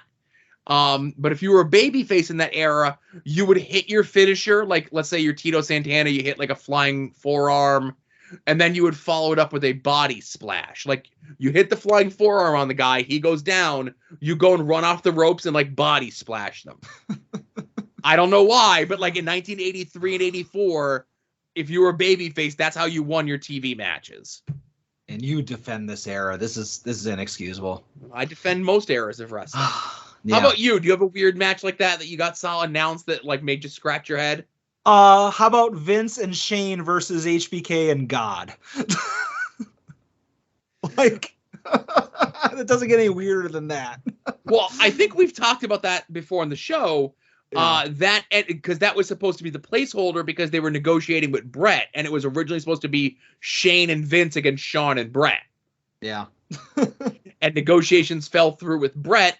So again, if you can't get Brett, you get the next best thing to Brett, God. You're giving God too much credit there. I mean, boo, Brett. But again, thank you, Jayhawk, for not looking for a fictional trophy that may or may not be in Jay Gold's possession. There you go. All right, next call. Hello, Joe, Adam, Kevin. I don't feel good. I tested positive for COVID. Aw. So yay. That means I will be home to watch all this stuff. Two things. One, I was home, so I got to watch Dynamite live last night and all. And kind of like, is Chris Jericho just doing the Jeff Jarrett playbook? Because it's all about him, and if you're going to work a long program with someone and not put them over at the end, then why are you working the program with them? Because Joe brought it to light for me before, but Chris absolutely tanked that ending, and it looked like shit. And I'm very pissed off at Jericho. I mean, that should have been for many reasons a long time ago. But, like, he really fucked over Eddie last night, didn't he? All right, other thing, because I'm home with COVID, I got thinking about all the wrestling I'm going to watch this week. I'm going to watch all the weekly shows. I'm going to watch AIW, which I assume you're going to assign as homework. I'll watch Ring of Honor, and I'm getting caught up on, like, Moon Knight and Kenobi and all sorts of other stuff. So, question, whether you were sick or on vacation or whatever, like, what was your most enjoyable binge, we'll say? So you couldn't go out and do anything, so you just, like, watch wrestling, you watch shows for a week or whatever, and it was lots of fun other than being sick. So that's all. I'll talk to you guys later and hopefully feel better next week. And I'm under the time limit. Bye. Well, thank you. I hope you feel better, dude. That yeah, sucks. that really sucks, man. Feel better, get better. I know. Listen to the show, commenter over on the website. Man who puts together a lot of the themes on this show and many of the other shows in the soon-to-be-named network. David Kincannon recently got over COVID. That sucks, man. Be safe. Like I said, I don't know. Stay out of trouble. Stay home. Like anyone needs an excuse to go out, you know? Yeah. I'll answer real quick. Like, as far as like things to binge, like if I was sick and home, well, let me just say, if I was home all day, every day with nothing to do, like I currently am, I certainly wouldn't be watching wrestling. But like I mentioned before, I'll like watch entire seasons of shows in one or two settings, whether it be on Netflix or stuff I have saved on a DVR. But like I'll play the same 2 or 3 video games over and over again. Like I haven't bought a new video game in I feel like years, but like I'll constantly like replay BioShock Infinite or The Last of Us or something like that, or Uncharted, and just play those. So if I was like homesick, I'd play like a video game from start to finish over the course of a day or two. Yeah, so I used to do that way back in the day. Like, not so much as sick. Like, usually if I'm sick these days, I'm just like, well, I'm going to sleep for as many hours as I can for, as many days as I can, Yeah. But there would be times like when we first moved in the house and April would be like, oh, I'm going to go out. Me and the girls, we're going to go out to a bar and we're going to do whatever. And I'm like, I'm going to stay home and beat Legend of Zelda from beginning to end, by myself alone while you go out and do whatever you're going to do, right? Yeah. So my wife and my kid were just gone recently for Boy Scout camp, and I used that time to binge the new season of Stranger Things. Yeah. And that was really good. I have a few little nitpicks, but it all wrapped up very nicely at the end. Everybody got like nice, good emotional moments. I feel as though Will and Mike and like that crew that were in the Surfer Dude pizza car really were like the weakest part of things. They got to stand outside of a tub and say, you could do it, Elle. We're the heart of the group, right? Yeah. And I also and we're going to talk spoilers. I also thought Eddie had too soft and pretty eyes to be the character that he was cast as a nerd. And then in a later episode, Robin says, oh, Eddie with his soft doe eyes, how can anyone think that he's a killer? And I'm like, I'm vindicated. The show addressed my concerns, right? I popped huge for the Robert Englund cameo, and then how kind of everything with Vecna and Eleven's origin and everything else kind of all ties in together, but like they don't win. It's a small victory, even though the town is like in ruins, but it was still really good. Everything tied up really nicely at the end. It was a lot to watch, but it was a lot to watch. Sadly, when I have any sort of free time when I could be watching something new, I end up watching old editions of Red Letter Media. Okay. Just real quick, as far as Stranger Things goes, I hear that your wig radar was really off on this. Yeah. Well, again, listen, I'm so used to watching TV shows where they have the shittiest wig work in the history of the world, whether it be Legends of Tomorrow or World Wrestling Entertainment. So they did, I didn't know that. I'm like, oh, well, they filmed these scenes earlier with Elle. And she has the long hair in like the first like 2 or 3 episodes. And when she goes into the missile silo for them to try to get her powers back and she has the short hair again, I'm like, oh, they probably cut her hair. And it was like, oh, no, they just bound her hair up and they had her in like a little short hair wig.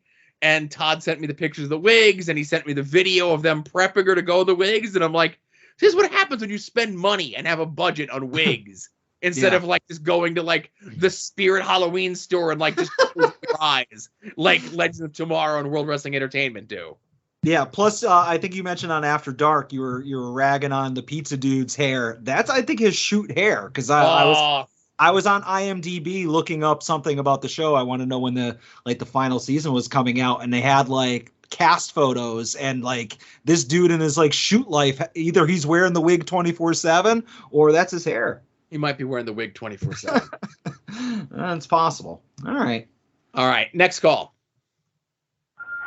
This is such a last-second call. I almost forgot. Hello, it is I, the strongest man on the land. The gods are here to discuss what could possibly be the biggest show in independent wrestling, Absolution 15. And this is going to be quick. I'm just going to say it for now. If you haven't already, get your tickets. Stream it live. It's going to be a night that you can't forget. Now, Adam and Joe, I can't just leave the call like that. So I didn't even think of a question to ask for you guys, but I'll come up with something right now. Oh, you know what? I got it. Tag team wrestling is everything, and that's what this match and this show is trying to build up with the grade 4-way and our tag match. Who are some of your favorite tag teams of all time? And as a matter of fact, I've already dropped a hint that we may or may not be giving a tribute to a certain pioneer of the tag team world. Take a guess as to who you think it might be. You probably might be surprised. The only hint I'll give you is that these men are, yes, they're men, there's a hint. They're international players, and get a good reaction whenever they came out. That's all I'll say. That's all I got for now. Hope to see you guys very soon. They're out. Well, obviously, I don't want to speculate publicly what bulking season, aka the next tag team champs of AIW, what their gimmick, their tribute's going to be, because I have insider information. So I'll leave that to you. But I'll just say it's easy for me to say, like, as a youngster, that the Rockers were probably my first favorite tag team. But as I got a little older and my palate became more defined and refined, the Hollywood Blondes stuck out as one of like my earliest favorite tag teams, especially when I started watching WCW. What about you, Joe? I love tag team wrestling. Like friend of the show, listen to the show, fellow soon-to-be-named network, compatriot over at We Need Wrestling DJ, and Brad, I'm sure, as well. I love tag team wrestling. There's nothing better. You could tell so many different stories. Being a kid, seeing like the British Bulldogs and the Hart Foundation, and just like realizing that there was something different about them. You know what I mean? They moved and they wrestled and they did everything in such a different way. Even like from a year prior, like teams like Nikolai Volkov and Iron Sheik, or Mike Rotundo and Barry Windham, who were just like two singles guys randomly put together. It always felt more special when it was like a team that was built to be together. But my favorite tag team of all time is the Midnight Express. And, obviously I love Bobby and Dennis. That era works for what it was. But I was more of a Bobby and Stan guy. Stan Lane, the only wrestler ever to be trained by Ric Flair. But they were like more of a flashy TV thing, whether they were baby faces or heels. They were just like such an exciting team. And you would go back and like watch like their squash matches and stuff. And like, they would just like try out new shit on jobbers, and like it was stuff that you would never see them do ever again. It's just like, no, we're going to try something out. We're going to do it on live TV against like these either poorly or untrained guys and hope for the best, you know? But they were just like an exciting and electric tag team. You know, even growing up as a kid, I was always more of a fan of the heels and stuff. And obviously, like now, you know, everything that's going on, and, you know, we've certainly turned a corner. And I say we, I mean me and a lot of other people, maybe Adam as well. But like, FTR, man, is like one of the hottest acts, and like they're an exciting duo to watch. And even when Dax was having his singles matches, and I mentioned it earlier in the show, like I'm so looking forward to seeing that FTR versus Briscoes match. The match that they had Mania weekend at Ring of Honor was like maybe one of my favorite matches of this year. And now they're doing 2 out of 3 falls, and I don't think it's going to be a long match. 2 back-to-back falls real quick and then going into a closing segment. I feel as though these guys are a little bit smarter than that, and they're going to put something compelling together, and I'm really excited to see it. Yeah, I agree with you about the Revival or FTR. I would have never pictured, 2 years ago that I would love FTR, both in the ring, on the mic, everything. As much as I do. Like, it just seems inconceivable that like 2 years ago I would have been like, man, I can't wait to see the Revival. So like right. They are awesome.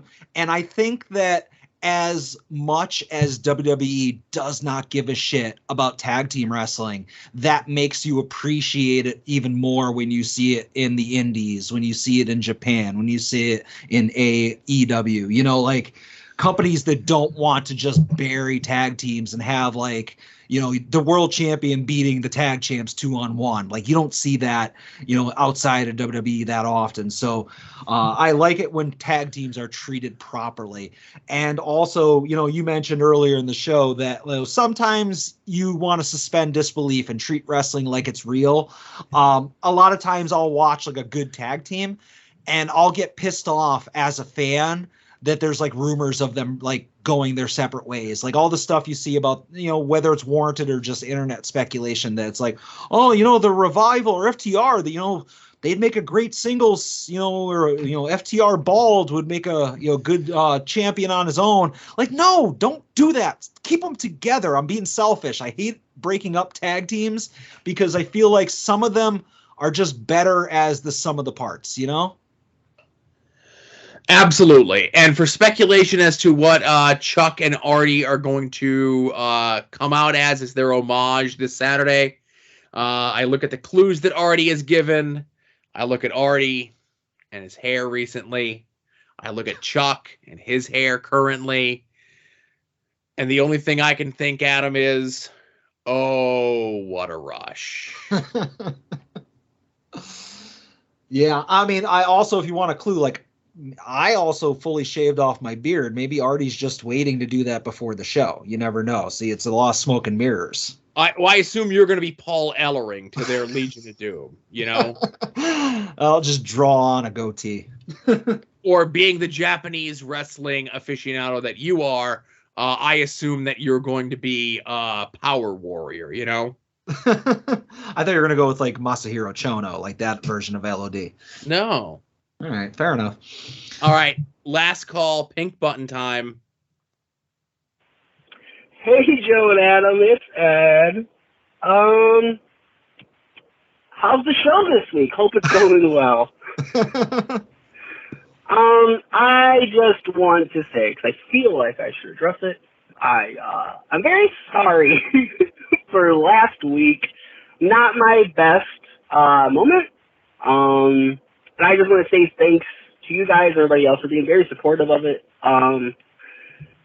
As someone that like grew up with Artie Lang, I know that sometimes you need a good public embarrassment to really kick you in the ass to get your shit together. And I'm just sorry it was on your show. So I feel like I owe you one. If you ever want me back, I promise I will be very sober. And you don't even have to pay me this time, Joe. Adam, close your ears. You didn't hear that. But yeah, I just want to say thanks, and I'm sorry, and thanks for like. It's been a rough couple weeks. I handled it all very badly, but like things are going good now. And I'm like sober. Like I didn't smoke weed since Thursday, and that wasn't anything I was trying to do. It just hasn't happened, and I realized it this morning. And I was like, "Holy shit, that's still a bowl that's packed. I haven't touched it."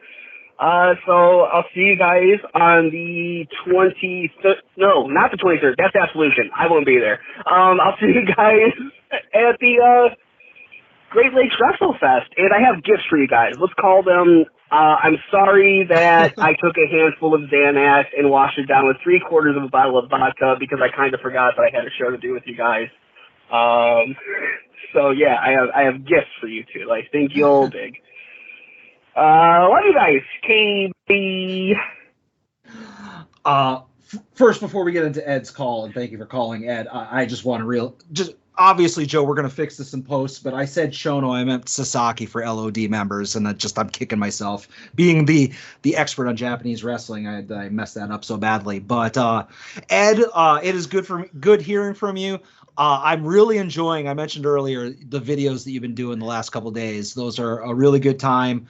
I, for one, while it was a very long show, I enjoyed your guest appearance. Yes, a lot of the show did not quite make the final cut, but I'm glad that you're doing okay, and I'm glad that you are you're happier. And gift was not necessary, but as long as it's made out to cash, I'm happy. Yeah, so obviously, if you listened to the show last week, things kind of fell apart with Ed. There was about 45 minutes of the show that was just completely unusable. And we were kind of joking around online saying like, oh, we'll sell it, blah, blah, blah, before we really realized what was going on. I just thought that, Ed had a little bit too much to drink, and that happens. And obviously he publicly put it out on his social media, and he mentioned it here, kind of how bad things have been personally for him. And obviously, not to become like some sort of like sappy show. And, we like to have fun and goof around and whatever it is and take our shots and everything else like that. But Ed's our friend, and I care about Ed very much. And I'm glad that he's doing better. And whatever works for him is what, he needs to do. I would never tell Ed, he's an adult, even though he claims he's only 25, as an adult. And I will say this, and I think I've mentioned this before in the show, and I know I've said this to other people privately.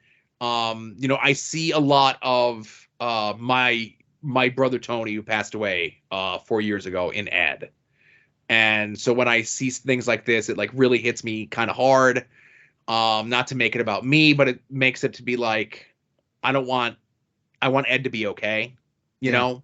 And obviously, he said he was having a rough time, and he knows he could reach out to me, and sometimes it's like for me to say, hey, reach out to me, and then him say, I will.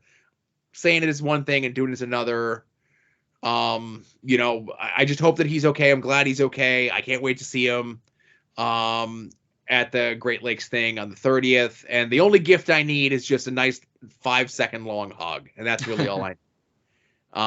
But thanks for calling in, Ed. And like I said, last week, it is what it is. And I did offer to, after he had said what was like really going on and everything, I offered him like, hey man, do you want me to take the show down? And he said, nope, leave it up. Everyone needs to kind of see what happened, Yeah. And I just want to say, like, you mentioned just thinking that maybe Ed had too much to drink. And, I obviously know what that's like, every once in a while. But I do want to apologize to Ed and also a lot of our listeners that, immediately after we released that show, I was making jokes on Twitter like, oh, hashtag release the Ed Cody cut, or, pay us X amount of money and we'll give you the full episode. And, even making jokes on the air about like, oh, that didn't work out well. Like, obviously, I didn't know what was going on, so I apologize to Ed and anybody that might think that those were, insensitive comments. I didn't realize what Ed was going through, so I feel bad that I tweeted that stuff out, For sure. But again, thank you, Ed. Thank you, everyone, for calling in. Hey, if you want to help us out, of course, Jerry's Internet Wrestling Emporium, a.k.a. IWTV. Excuse me. Use the promo code @odds, new subscribers. We get a kickback. Definitely check out what all the promotions are doing there. And hey, Absolution's this Saturday. If you don't have IWTV, no reason for you not to sign up. Check it out. And I guarantee you're going to find more stuff, whether it be, stuff that we've talked about here on the show, past Chikara shows, AIW shows.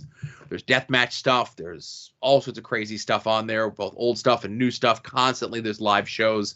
IWTV, if you're a fan of independent wrestling, there's no better deal, for your money there. You could also help us out by making any and all of your purchases through our Amazon affiliate link. The link to it is in the show notes to every single one of these episodes. Amazon calls it an advertising fee. I called it the thing that makes Adam happy at the end of the month when he gets his cut of the fucking money. Yeah. So the algorithm for it has been real weird. Like, stuff from last week was still showing up on, like, this week's thing. So let's just go through what I have when I did, like, last 7 days, Okay.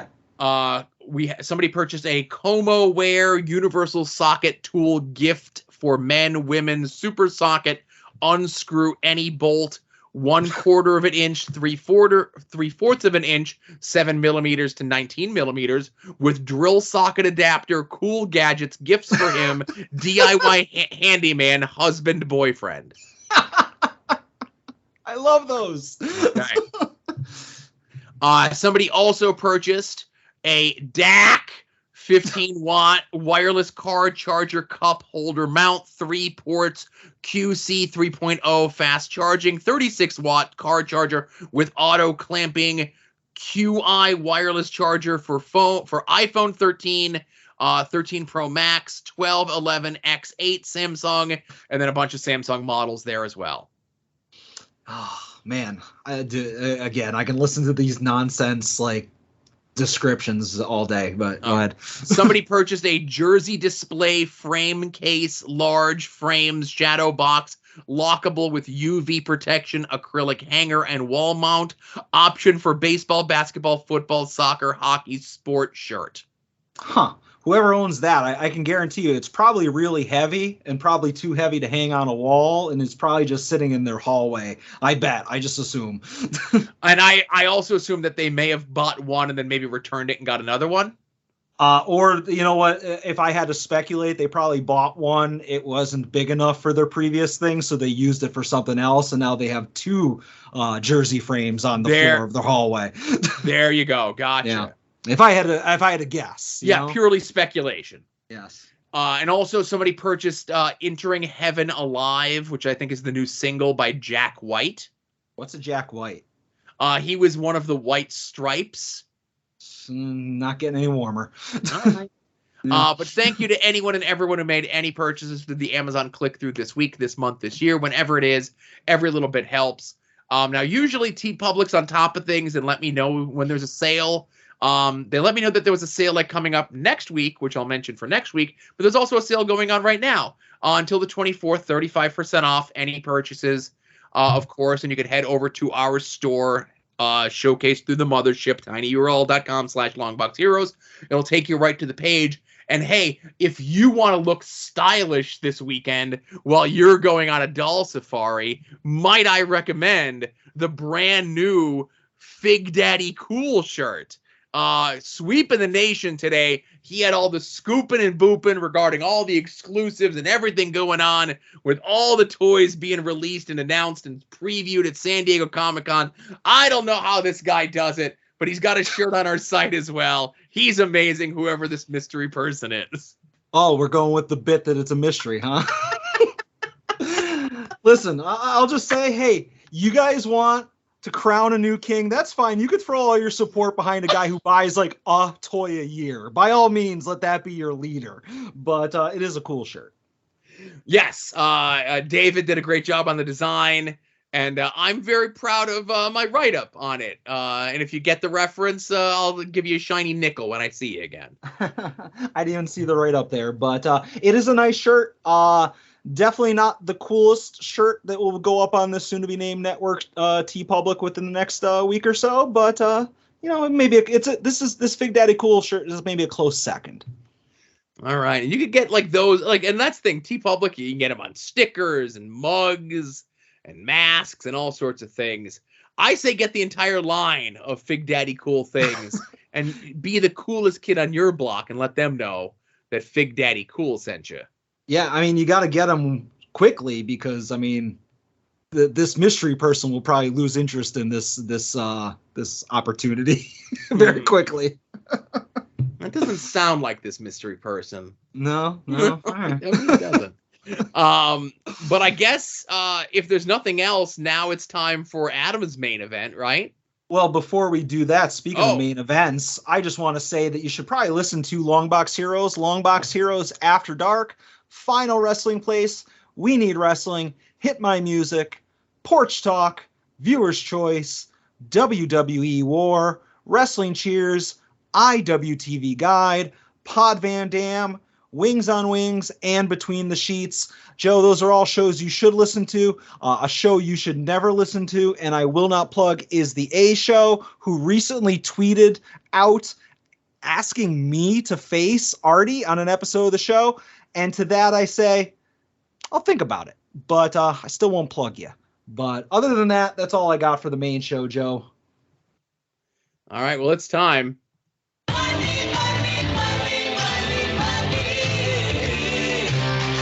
Some might cost a little. Some might cost a lot. But I'm the $100 Vansky. And your figures will be bought.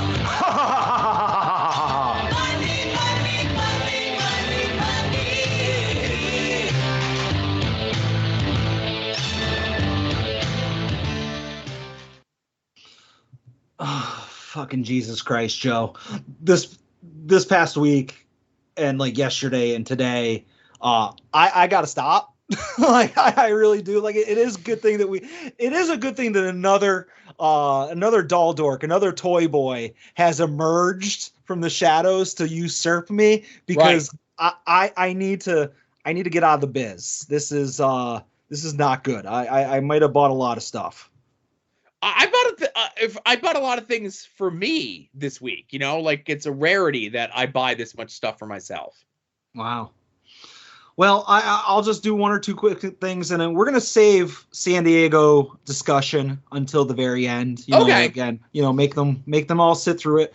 But for the sake of time, I'm just gonna say that I did buy a bunch of Transformers, and we'll leave it at that. Of various lines and scales and characters, and maybe there was a sale at GameStop's website, and I might have bought a bunch of things that I kind of wanted before. I'm throwing my rules out the window when it comes to Transformers. It's dogs and cats living together, mass hysteria. Just check my Instagram if you want to see what Transformers I've bought recently. But I will say one thing that I will mention. We talked off the air about buying the custom Defenders. I showed you a guy on eBay.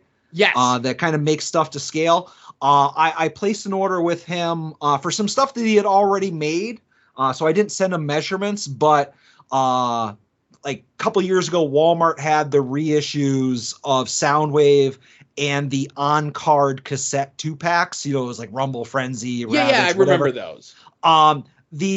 The cassette packs are very flimsy, and like I don't trust them, so they're just in a box somewhere. But this guy had custom Defenders that are supposedly just the right size for those cassette 2-packs. So I ordered them. They're like $4. So I'm like, oh, they're on their way, and I'll let you know how they fit and what the quality is like, and maybe we'll go from there for getting some other stuff from this guy. But I pulled the trigger on a sample, so to speak.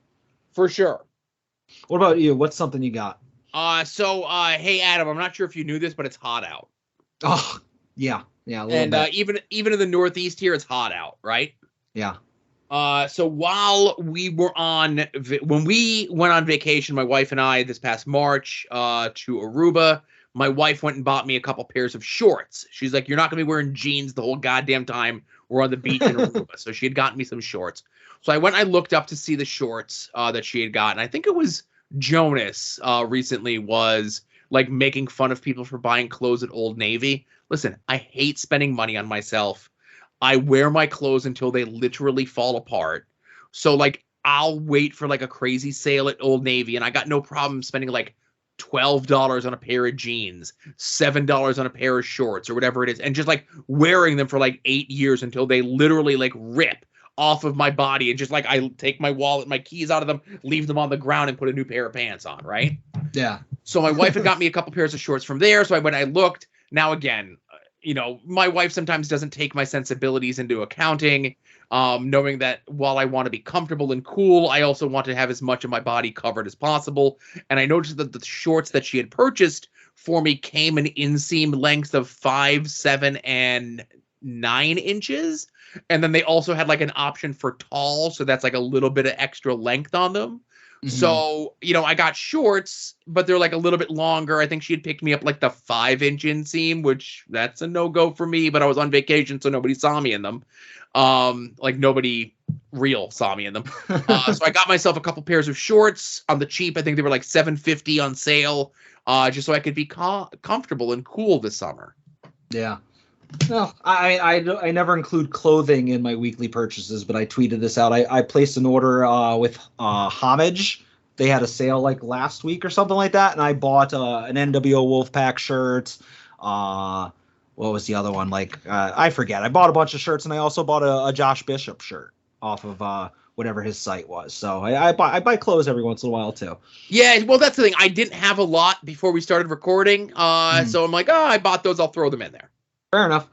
All right. So, and Joe, just about everything that I talk about over the next few segments is stuff that I bought, and then I immediately said to myself, "Why'd you fucking buy that?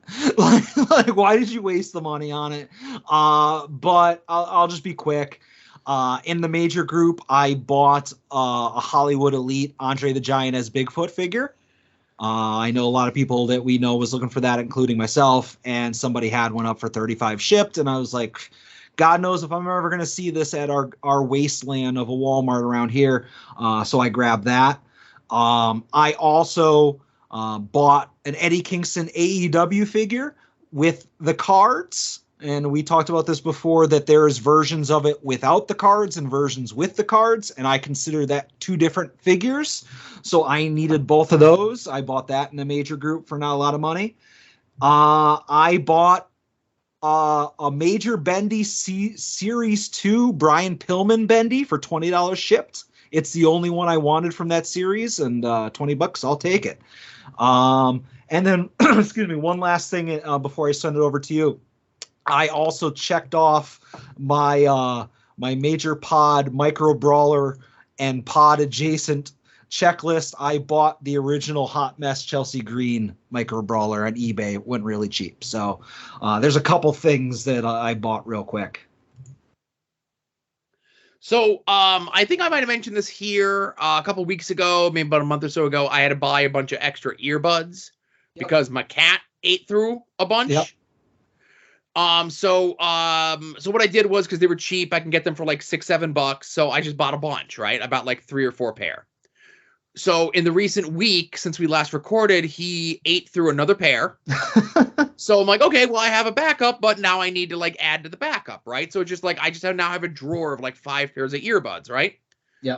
And again, without peeling the curtain back too far, for my secret science job, super secret science job, I have a headset that I wear, right?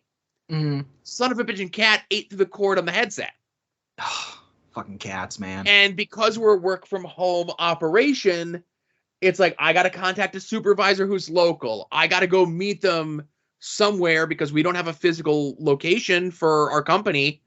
And they need to then bring whatever headsets they have. But the problem is, the only headsets that they have are what would be like the mini USBs, like I guess what would be called USB-B, right? Yeah. And my workstation, my computer for super secret science job only has the old school, the big chunky USB inputs, right? Mm. So I had to go, they're like, well, we'll order you one. It'll be there tomorrow. And I'm like, well, you know what? If you're going to order me one, I'm going to order myself another one, which was like $35, just so I have another backup. 1, just in case the cat gets in here again and eats the goddamn cord again. And 2, because we got 2 cord eatings in less than 24 hours, the cats are banned from the office forever. Now, I'm a dog guy, so I don't know quite how to just articulate this question, because again, I'm not a big cat guy, but have you tried telling the cat not to eat the headphones? Does that work? Yes, I say, no, baby, stop it. And he doesn't listen. Fucking cat. See, if it was a dog, he'd listen. All right. Couple other purchases. I purchased, and I'm glad that this nightmare is over, and hopefully they never do this concept again. But I got the final Shop AEW 1 of 3,000 AEW figure, which was the Jon Moxley. I only bought one. I know that I talked before that I bought 2 of the Jericho and 2 of the Kenny Omega, and I, just to flip those. I've learned my lesson. So now I just bought 1 of the Mox, so I have them all, and hopefully they never do this again. I bought AEW Supreme Series 2, which was the Kenny Omega and Malachi Black figures. And when I was getting overwhelmed with the unveils over the last day or two, I was kind of thinking, like, do I need the Cody and the Britt Baker from Series 1? And I was like, I really don't need any of these. I was like, I kind of want the Malachi Black. So I'm thinking of canceling my Supreme Series 1 pre-orders, which again is the Britt Baker and Cody. And then I'm like, well, maybe I want the Britt Baker because she's got the Britsburg outfit, and like I'm a Pittsburgh fan, and I think I know a friend of ours who's got the Nightmare Narcotic, and he might want the Supreme Cody. But yeah, so I pre-ordered Series 2 of the Supremes, but I'm like, I don't even know if I want these anymore. So yeah, I ordered those. I don't know what to tell you regarding those. Yeah. I'm having a crisis of faith.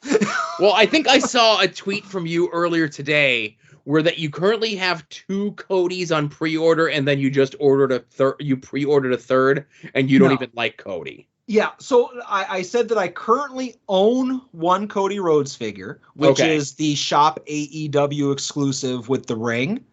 I have that. I have the Supreme on pre-order. And then they're doing the thing tomorrow, spoiler for a few minutes from now, with the Ultimate Cody. And I kind of feel compelled to order that. And I'm like, that's 3 Cody Rhodes figures. I don't even like Cody Rhodes. Why am I fucking buying these?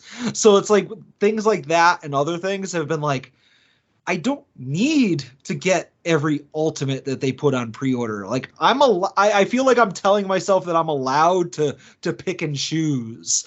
Like they announced all the Ultimates, and again, we'll get into it in a minute or two. And I'm like, I don't need to get them all. I can just be like, all right, I want this one, but I don't need this one, or I can skip this whole series. And you know what? I'm allowed to sell some of them that I have now that I don't want. I was like, maybe Broski was wrong. Maybe I shouldn't buy every Ultimate that comes out, So, yeah, I don't know. Like, I like the Supreme Series 2 Malachi Black figure, but I'm like, it's okay to just have 1 random Series 2 figure. I don't need all of them. So, like, I'm thinking that there's going to be a lot of cancellation emails sent to Ringside over the next couple days, weeks, or whatever. And all I could say to that is good. Yeah. Eventually, you have to have a line. Yeah, and like I do, and we joke, I have rules. But like my rules kept me in check for a while, but I feel like if you watch, and again, we'll get into it in a minute, San Diego stuff, it's like here's 15 Ultimates that'll be out in the next year. Here's a ton of Elites first time in the line, and here's all these exclusives. And these are all things that fit in my rules. But I'm like, man, I was talking to Marcus today. I was like, this is like a figure a week if you like average it out for the rest of the year, or even more. And it's like, oh, but before we get into like San Diego Comic-Con, I will just say 2 other purchases. I was gonna say, because I got 1 more. Okay. And well, I have San Diego stuff as well. So I'll just say, I got 1 more, and then I got San Diego stuff. Okay, go ahead. What do you got? Okay. So, I purchased a original graphic novel from a friend. Davey Jr. He's a musician. He's an artist. He lives in Philly. He used to work at the comic book shop. Yeah. I'll be honest with you. His music doesn't speak to me. It's younger people's music, so I don't quite get it. He was in a bunch of different bands that other people know, like Tigers John stuff. His new band is Cave People. Again, music does nothing for me. And again, that's not a knock on him. That's a knock on me. But he just announced that he did an original graphic novel called Keeper. It looks to be something very personal and very specific to him and his life and everything else like that. keepercomic.bigcartel.com if you want to support independent art. If you're a comic book person and want to read something that's not a like superhero thing or like some sort of like weird death cult thing or whatever goes on in comic books these days. But anything that I could do to support a friend, I'm always the type of guy to put my money where my mouth is. And I guess related but unrelated, the social media account, and by the time this is over, I think it'll be closed, but the social media account, WCW Deep Cuts, that puts up all those like crazy, like old WCW things. Like he found the full 5-minute footage of William Regal and Bobby Eaton as Earl Robert Eaton going around Los Angeles and like finding OJ's bloody glove and shit like that. It was thought to be like lost forever, and it's like, oh, I found it on this like weird like UK release videotape, and I'm gonna upload the whole thing. And like even Regal like tweeted out like, holy shit, this is crazy, right? That's so awesome. He has like all of this footage on a Google Drive. Send him $5 and he'll give you access to the Google Drive. He was nice enough to give it to me for free, but I'm like, no, man, you're charging people, I'm paying. You know what I mean? So $5 if you want to have like this full archive from like 1989 to like 1996 of some of the craziest, seldom seen, not on the World Wrestling Entertainment Network, not on YouTube, WCW stuff. Cool. And obviously throw some links, especially for the comic book in the show notes, for sure. Okay, non-San Diego Comic-Con. I'll wrap this up with non-San Diego purchases.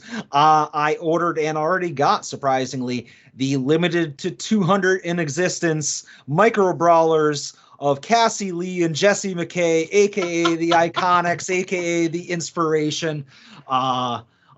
Again, I talked earlier in the show about regretting a lot of purchases. This is one that I do not regret. It is quite possibly might be their last figures. Who knows? So I got those. And Joe, I know you're not in the Whatnot streams as much as I am and some of the listeners and friends of ours, but I'm sure you know Smart Mark Sterling sells like business cards that have like pins on them. Yes. Yeah, so like he he has the pin that he wears on the show, like on AEW, which I got. I bought that like maybe a year or two ago from like, I don't know, either on his website or whatever. But he came out with the pin that was the Mandalorian or whatever. It was a Mandalorian pin that he was basically making as a San Diego Comic-Con exclusive. But he was basically putting them up on Whatnot as a buy it now, and they were listing like maybe 2 of them per episode. If you're following me, it's like, okay, you just sign into Whatnot right before the major pod does their Whatnot stream. You look at the buy it nows, and there's like 2 or 3 of this limited pin. And the major pod goes on at like 6:30 on Mondays, and it's like, okay, sign in at 6:30. Look for the Smart Mark pin. It's sold out. They already sold the 2 of them already. Somebody bought them. I'm like, fuck. All right, so the next week, I'm gonna go into the Whatnot stream at 6:00 and see if they're listed. So I go in at 6:00. Not only were they listed, but they were sold already. I'm like, God damn it.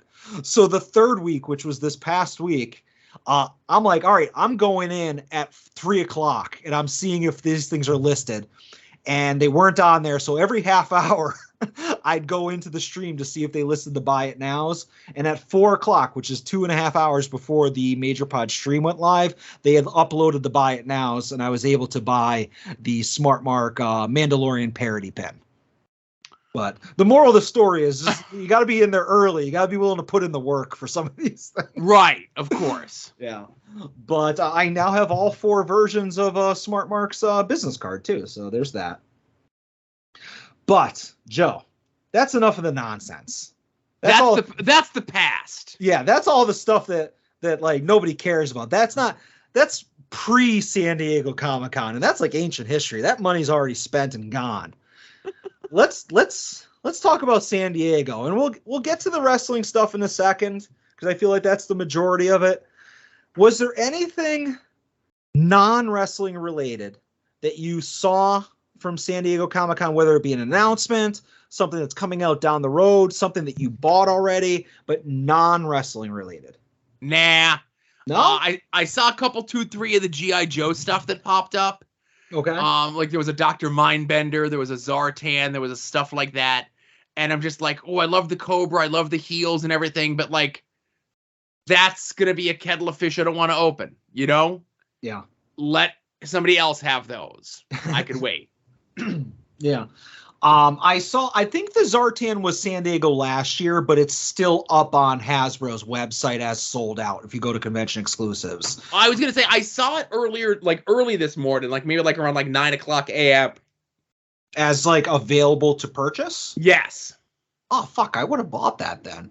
Because the Mindbender I didn't give a shit about, but that Zartan, which comes with like 8 or 9 different heads, and the box has this spinning wheel so you can change the faces. That was...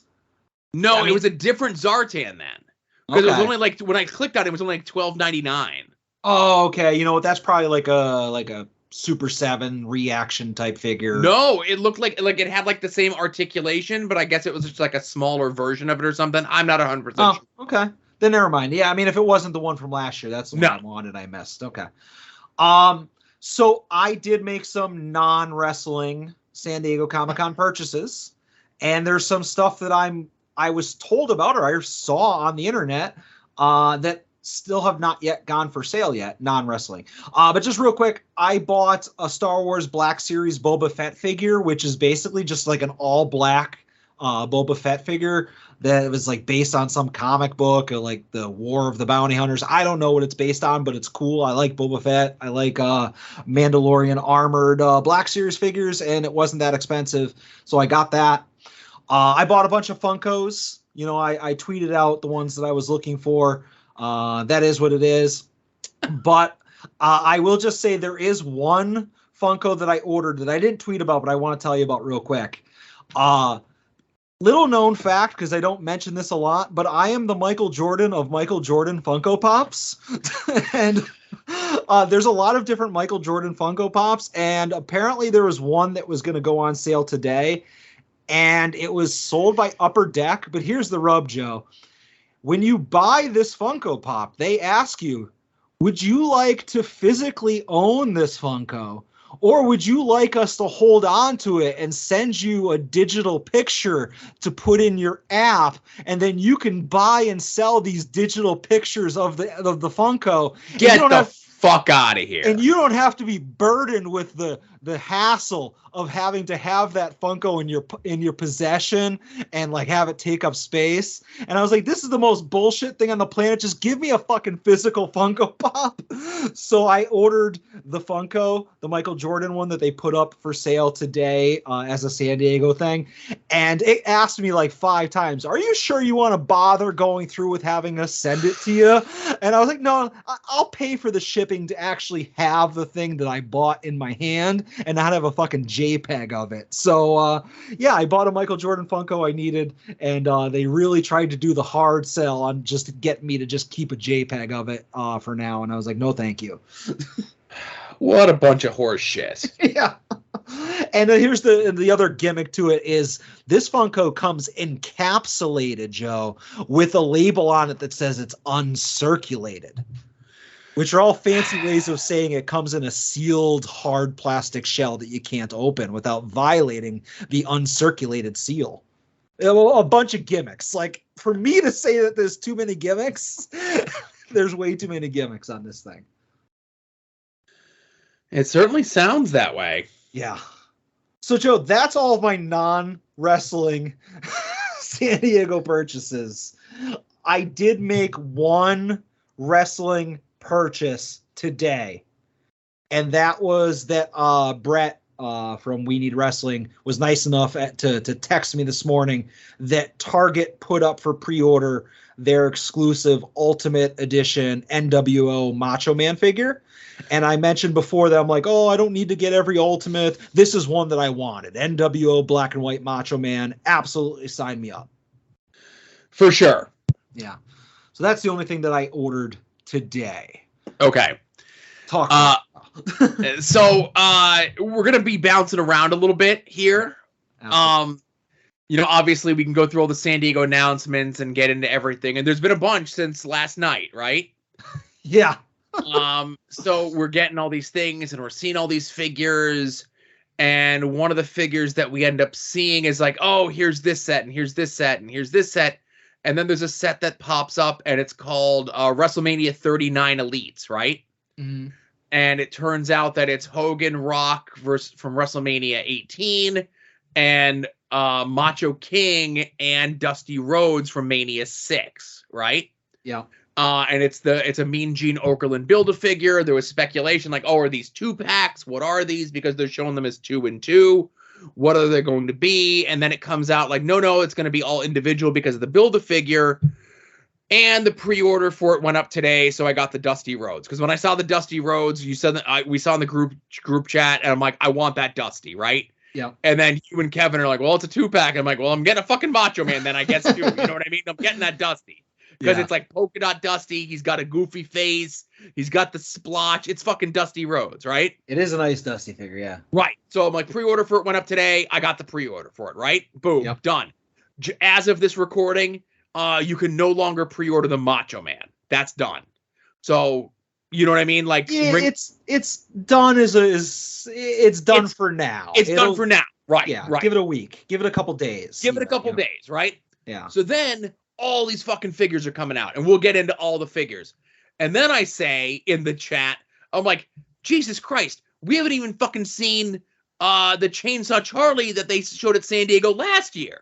Yeah. And then someone's like, here's the Chainsaw Charlie with the fucking Finn Balor standing next to it. It's Elite 97. And I'm like, son of a bitch, right?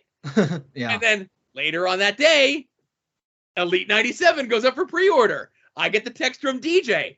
Chainsaw Charlie's up for pre-order. I've been waiting a year for this figure to even be on pre-order. So I went ahead and I pre-ordered it, right? Yeah. So pre-order it. I'm done with my day at work. I go have dinner. I'm in the pool. I get out of the pool and I see I have a bunch of messages. And one of the messages is from DJ that says the Chainsaw Charlie pre-order sold out. And it's the only one from that set that's sold out. Woods, not sold out. Ronda Rousey, not sold out. The Colossus Omos, not sold out. Sheamus, not sold out. Alexa Bliss, not sold out. You know who's fucking sold out from that set? Goddamn Chainsaw Charlie, Terry Funk. So fuck all y'all. Terry Funk's the best. Sells out, and DJ sends the message to me. I'm like, yeah, so what? We got it, right? We got the pre-order. He goes, no, I sent it to you, and then I'm like, oh, wait a little bit, and I'll do my pre-order. And then it was gone by the time I went there, and I'm like, oh my God. I'm like, and I said to him, like, I'll probably be up in like a week or two. He goes, yeah, I just got to be more careful next time. Yeah. So off San Diego announcements, I pre-ordered 2 figures. It said the Chainsaw Charlie was supposed to be sometime in September, and it said the Dusty was supposed to be sometime in October. We'll see. They're pre-ordered. It don't matter. Yeah. And again, we're not going to go figure per figure, but just maybe some of like the highlights to jump out. But when it comes to pre-orders, and I think this comes to me like kind of rethinking like my mindset on stuff. Unless it's a Comic-Con exclusive, and we'll talk about that in a second, or something that has a small window where you have to order it within the next week and then you're done, or, you know, if it's something like an Elite figure, you know, that like this Elite Chainsaw Charlie, or just a random Ultimate figure, or even a ringside exclusive, you know, it's like, hey, this ringside exclusive, you know, Mega Powers box set. There's no hurry. You know, like the shit's not only like, yeah, you'll get it sooner than like if you don't pre-order it, if that makes sense. Like, yeah, you'll get it a month or 2 quicker. But like there is no such thing as a ringside exclusive that if you missed the pre-order, you didn't get it. You know, they're still selling ringside exclusives from like 2+ years ago on their website, and for less than they originally went for when they were brand new. So I'm like, I'm not in a hurry anymore. Like there are a lot of things that went up for pre-order today that I'm like, I'll get it when I get it. I'll either find it in the wild or I'll get it on a Christmas sale, or I don't know, man. I'm like, I don't need to be in such a hurry for this stuff. Like I want the Alexa Bliss, surprise, surprise. I want that Chainsaw Charlie that went up for pre-order. I want the Mega Powers, the Hogan and Macho. But I'm like, I'll get them later. You know, I'm not in a hurry. There's other things I need to buy. So, right. So, okay. So this is where you and I's doll safaring, I guess, methods are a little bit different, right? Yeah. I don't get out as much as you do. I don't have a ton of other stuff that I'm doing. So when the far and few between things that I want come out, it's just sure. like, I'm going to get it. I'm going to pay the suckers premium, as you say. I'm going to pay the $5 extra to get the ringside defender because it's just going to go up on the wall. And now I don't have to worry about it. Like, God forbid, and I get what you're saying, but let's just say, for example, like that Chainsaw Charlie ends up selling out, right? Yeah. And for whatever reason, ringside just never gets it back in stock. Or it never ends up making it to shelves. Or like, we never see it around here. It becomes the next Chief J Strongbow where they realize, oh, we shouldn't have made this figure. You know, we're just not going to make it anymore. I get it. And like, no offense to Chief J Strongbow, but fuck Chief J Strongbow. I don't care about Chief J Strongbow. I care about Terry Funk, right? I care about Dusty Rhodes. These are cool figures that it's just like, I want to just be done with it. It's paid for, and now I don't have to worry about it, right? Sure. And that's great for you because you probably didn't come out of this announcement with like a list of 30 plus figures that you want to buy. You know, you might have had like 5. You know, right? So that's a great example. I had 5, and 2 of them went up for pre-order today. Yeah. So it's like, okay, let's knock that out of the way, and you got 40% of it done or whatever. You know. But okay, yeah. So I mean, you obviously pre-ordered a couple things, and I mentioned some of them. Obviously, I think it's fair to say that the main event of all the unveils is the Coliseum series. Wouldn't you say that that Mattel Creations Ultimate Terry Funk and also Terry other Terry figure? Right. So that was how kind of all this started. That this went up late last night, and we just saw the Terry Funk, and it's buzzing, right? Yeah. And you mentioned it's the Coliseum collection. It's an elite, but the packaging. No, it's an ultimate. Okay, so it's an ultimate. And the packaging of it looks like an old LJN, right? Yeah, it's the same exact packaging style as last year's San Diego Sergeant Slaughter. Right. And it's going to be through Mattel Collections. It's going to be sometime in the fall. And this was another one where there was speculation, like, is it just the Terry Funk? No, it's a Terry Funk and Hulk Hogan 2-pack. It's, commemorating, like, their first matches in WWF, which is a big deal. I could care less about the Hulk Hogan, whatever. It's a Terry Funk and eat it, right? Yeah.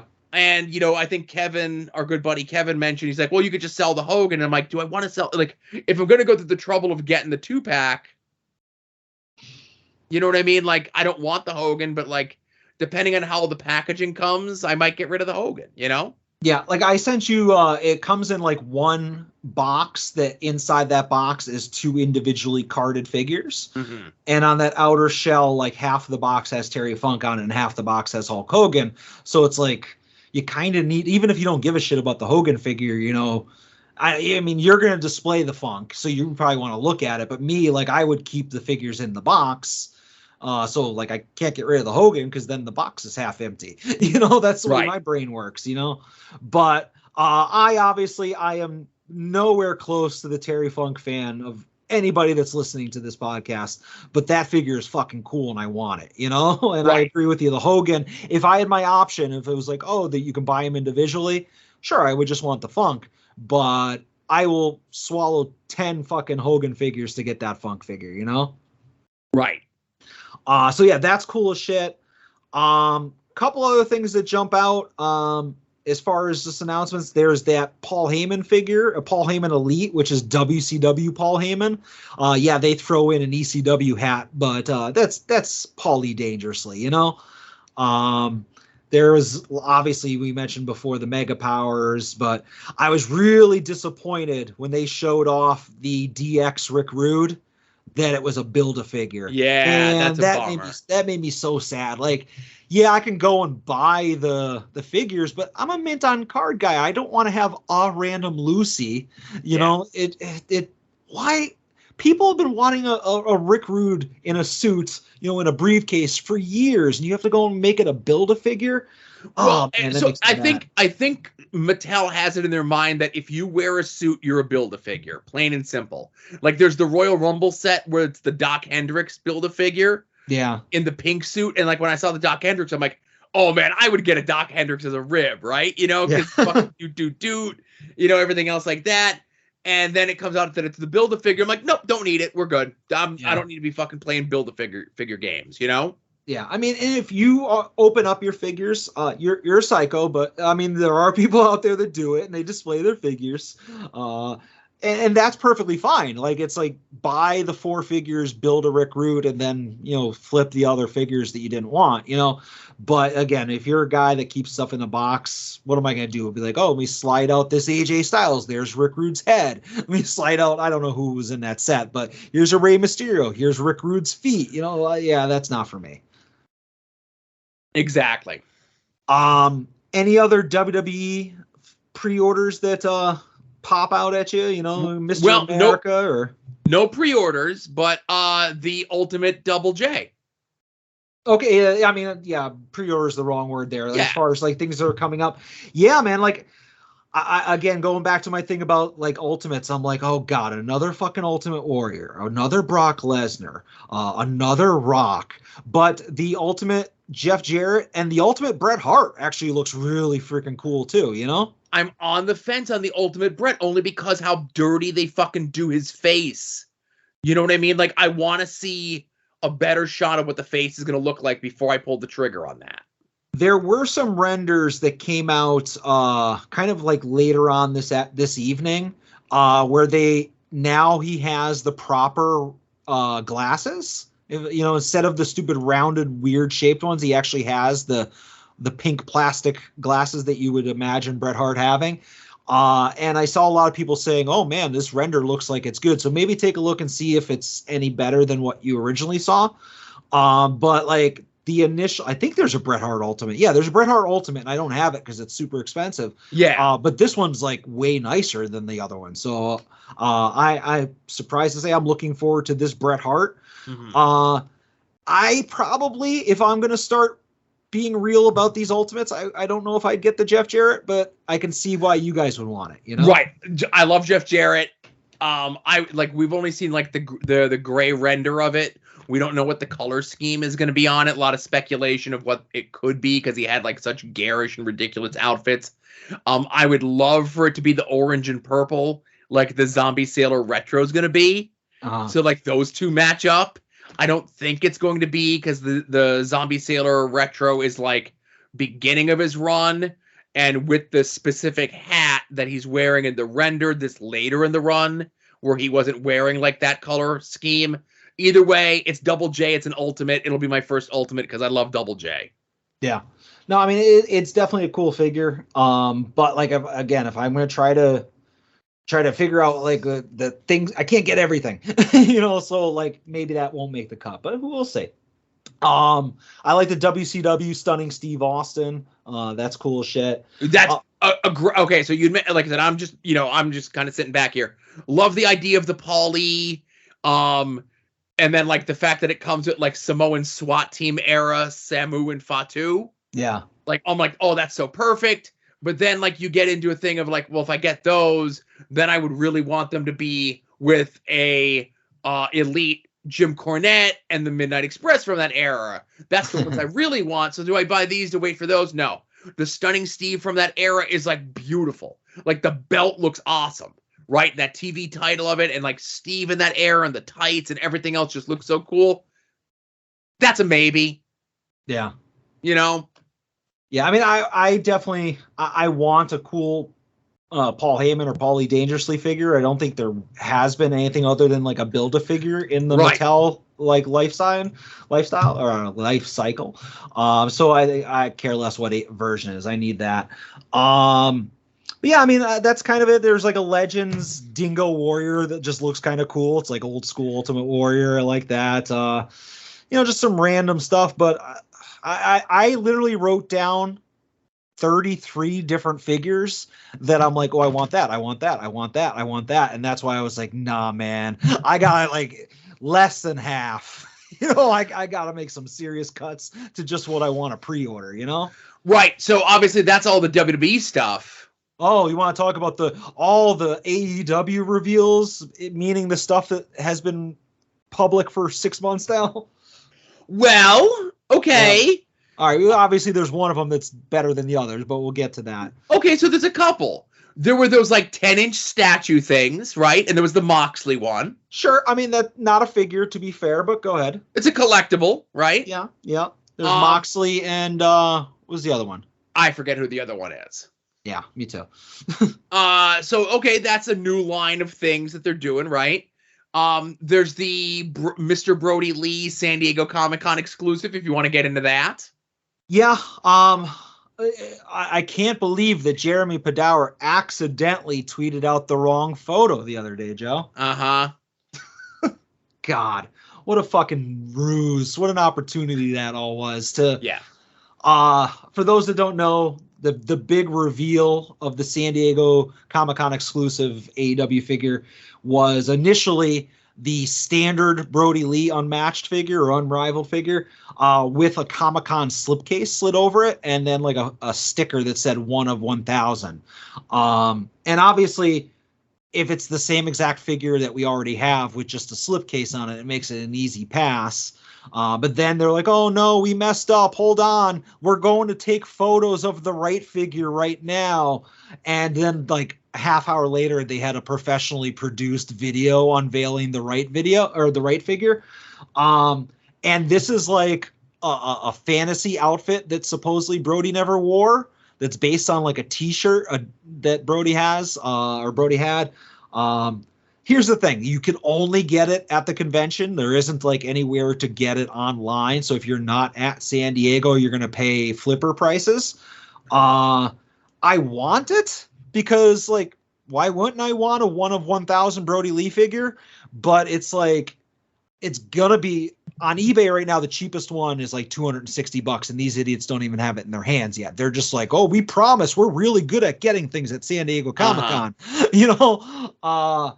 But like, I'm going to monitor eBay tomorrow and just kind of see what they're going for. Cause I want it, but a 1 of 1,000 AEW figure that's going to be friggin' unobtainable. And just between the way that they handled it and the wink, wink, nudge, nudge, oh, it was a mistake.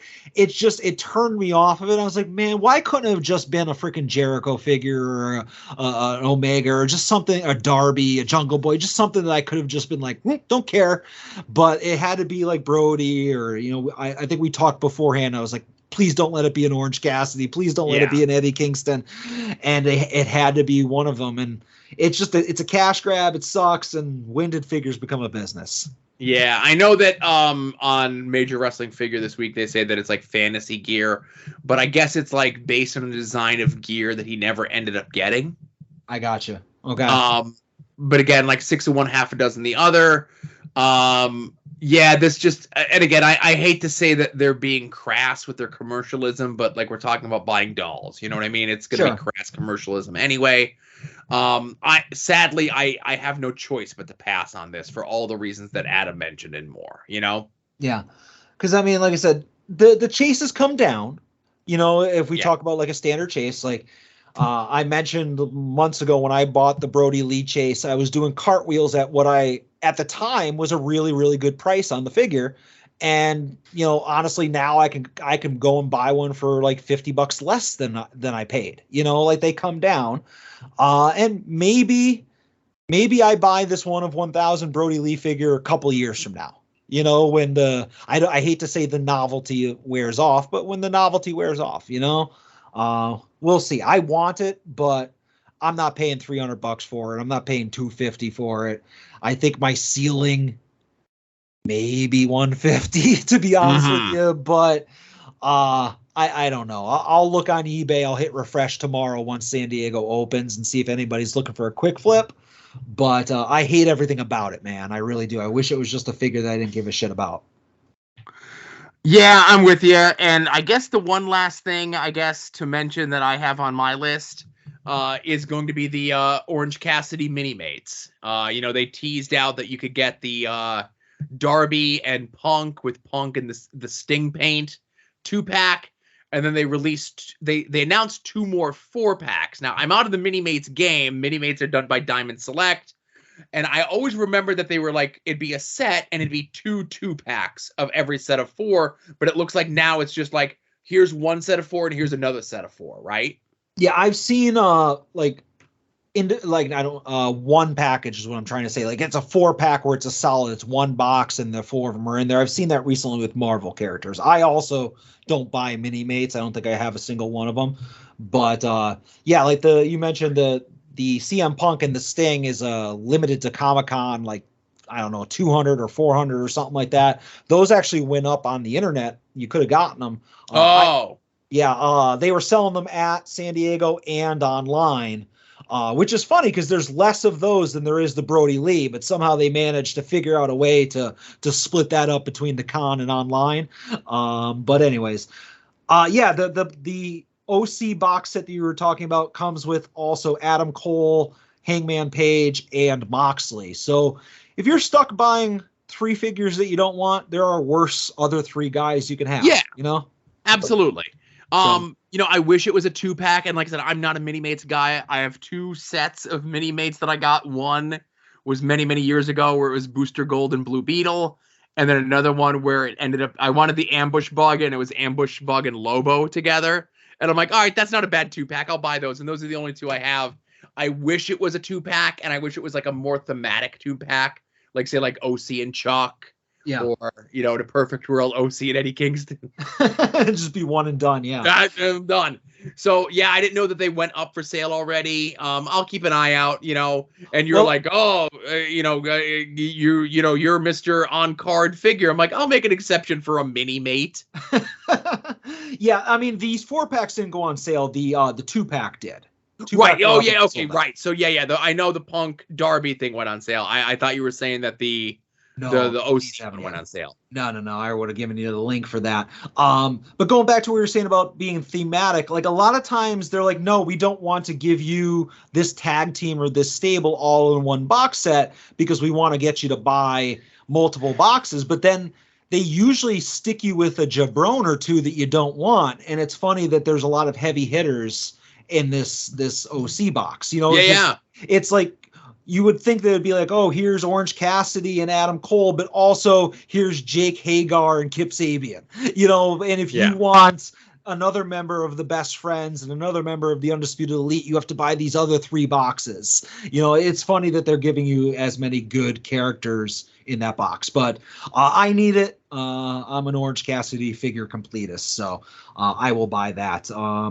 But as far as figures for AEW, correct me if I'm wrong, but every single thing they unveiled was also, we saw that at the last fan event for the last review. It's like, here's, all these Bryan Danielson and CM Punk and Sammy Guevara, Walmart and Target exclusives that we already knew about, The only thing I could speculate is that since today was Mattel's big day, not to say that Mattel's not doing more stuff tomorrow, but today was Mattel's big day. Maybe Jazzwares was like, if we try to do our stuff on the same day that Mattel's doing all their stuff, we're going to get lost in the shuffle. So maybe we'll do our stuff on Friday.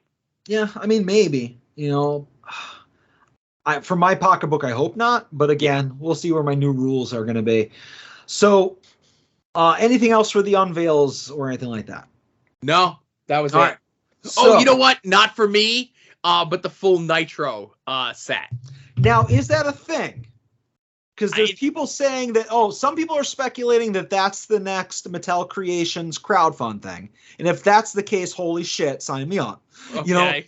But San Diego Comic-Con, Mattel, they've done this before where they've showed setups for figures, and it was just a one-of-one that they made to display figures. Last year was the first time when they showed the new gen entrance ring or entrance arc or whatever. That was the first time that something went on to become for sale. But I think a lot of people in the major group were speculating that, hey, hold your horses. This might just be a one-of-one thing to show off figures. Who knows? I'd love for it to be the next Mattel whatever, Because it's cool as hell, man. It's cool as hell. I got nowhere to put it, but I could see them selling that thing hand over fist. Yeah. And they also, speaking of crowdfunding, we saw the unboxing photos of the new gen ring and everything like that. It doesn't take up a lot of space. As much space. I thought that this was going to be a giant ass box. Yeah. It's like the size of a shoebox, maybe a little bit bigger, like a shoebox you would have your boots in, Timberlands or something like that. Right. I might be able to sit on this for a couple of years. I was going to sell the ring just to get it out of the house. Yeah. But I don't know. That seems doable, you know? For sure. Last thing before we wrap this up, obviously tomorrow we have a pre-order we have to do. And that is the No Holds Barred. Right. So that goes live at noon Eastern, right? That is correct. So here's the thing. I'm still going to try for it, right? I'm still going to shoot for 2 because I know we got a lot of people that want it, right? Yep. I don't know if I want it anymore. Oh, why is that? So we all have a good laugh and we all have fun about No Holds Barred. And I love the collector's case idea of it. Everything looks cool, you know? Yeah. You know what's cooler? Money. Well, okay, money. You know who's cooler than Zeus? Terry Funk. Yeah. And there's a Hulk Hogan Terry Funk 2-pack that I would rather keep my money for and get that instead of the Hulk Hogan Zeus one, which is cool in and of itself. I'm still going to give it a whirl at noon, but if I don't get it, I'm not going to look for like the rest of the crew to like say, hey, did you get 2? I want 1. I'm okay. I gotcha. See, if you told me, Adam, you can only buy 1 figure that went up for pre-order this week, or that's gonna go up for pre-order this week, I would buy the No Holds Barred. Only not because I'm a fan of the movie or a fan of Hulk Hogan or a fan of Zeus, but I'm a fan of San Diego Comic-Con wrestling figures that have crossover appeal, like the Slim Jim Macho, the Sergeant Slaughter. So it's like I like it because it's such a unique item. So I 100% will order 1 tomorrow. And if I don't get 1, I will be reaching out to our network to get 1. But right, and that's like I said, that I'm doing this for the greater good of all of us. And if I end up, like if the stars align and you get 2 and I get 2 and Brett gets 2 and DJ gets 2 and Marcus gets 2 and we all have these ones to flip, then I'll flip them. Yeah, and hopefully that they have there's not 50,000 of this figure and then we're all stuck with a fucking extra. You know? Exactly. But and then for those of us that are suffering of the nightmare narcotic, there is a Cody Ultimate going up for sale tomorrow that I might buy it, Joe. Don't tell anybody. No, thank you. It is kind of a San Diego exclusive, so I'm like, does it fit my rules? I'm not. Again, I'm having a crisis. Like I get it. It's his Mania gear.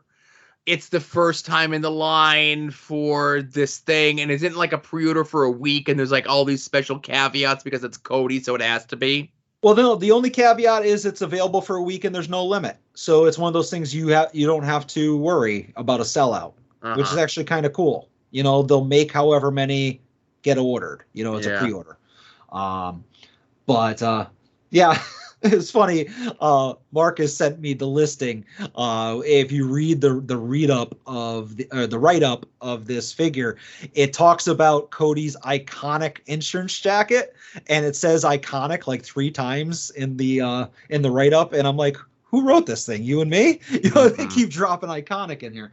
But I don't know. I might get that because I'm thinking, okay, if I cut out the Supreme that I don't need, I can buy this kind of San Diego Comic-Con exclusive. I don't know, man. I'm already getting the shakes, but 1,000% I will buy the No Holds Barred, and maybe I'll buy the Cody. I don't know. But, man, I got to stop collecting wrestling figures. I got to realize that my time has passed. There's a new king in town. Let him have his run. And I don't know. Maybe just buy my Alexa Bliss and call it a day. But that's all, Joe. I think that's enough doll talk. It's only been like an hour. Yeah, and again, it's I bought listen. You bought more wrestling figures today than I did. Yeah. How about that? I bought 1. I tell you, man, like I said, when it was just one of those things where like I saw the Macho and Dusty go up, and I'm like, oh, we're seeing the Dusty just to like, you know, whatever. Like that's not gonna go up for a while, right? I got a while to worry about that. And I'm like, we're a year out from seeing the Chainsaw Charlie render. And then they both go up within like seconds of each other. And I'm like, fuck. Yeah. You know, I got to get them though, man. I'm just, like I said, I managed to make it through today with only ordering 1 figure. And I'm very proud of myself. So I'm proud of you as well. I consider myself like 1 day clean. I don't know. Yeah. We'll see what happens. But I think that's enough show. Let's get you out of here. Yeah, definitely. Hey, thanks everyone for listening. Thanks for supporting the show. Thanks for sharing the show. Everything else like that. If you're coming out to the Great Lakes WrestleFest in Ashtabula with AIW next weekend, come say hi. I look scary. Adam looks like Artie. Nothing to be worried about. And I'm okay. I'm cool. Even if you want to slug me in the gut just to get it out of your system, you can do that as well. That being said, everyone be safe out there and enjoy some wrestling.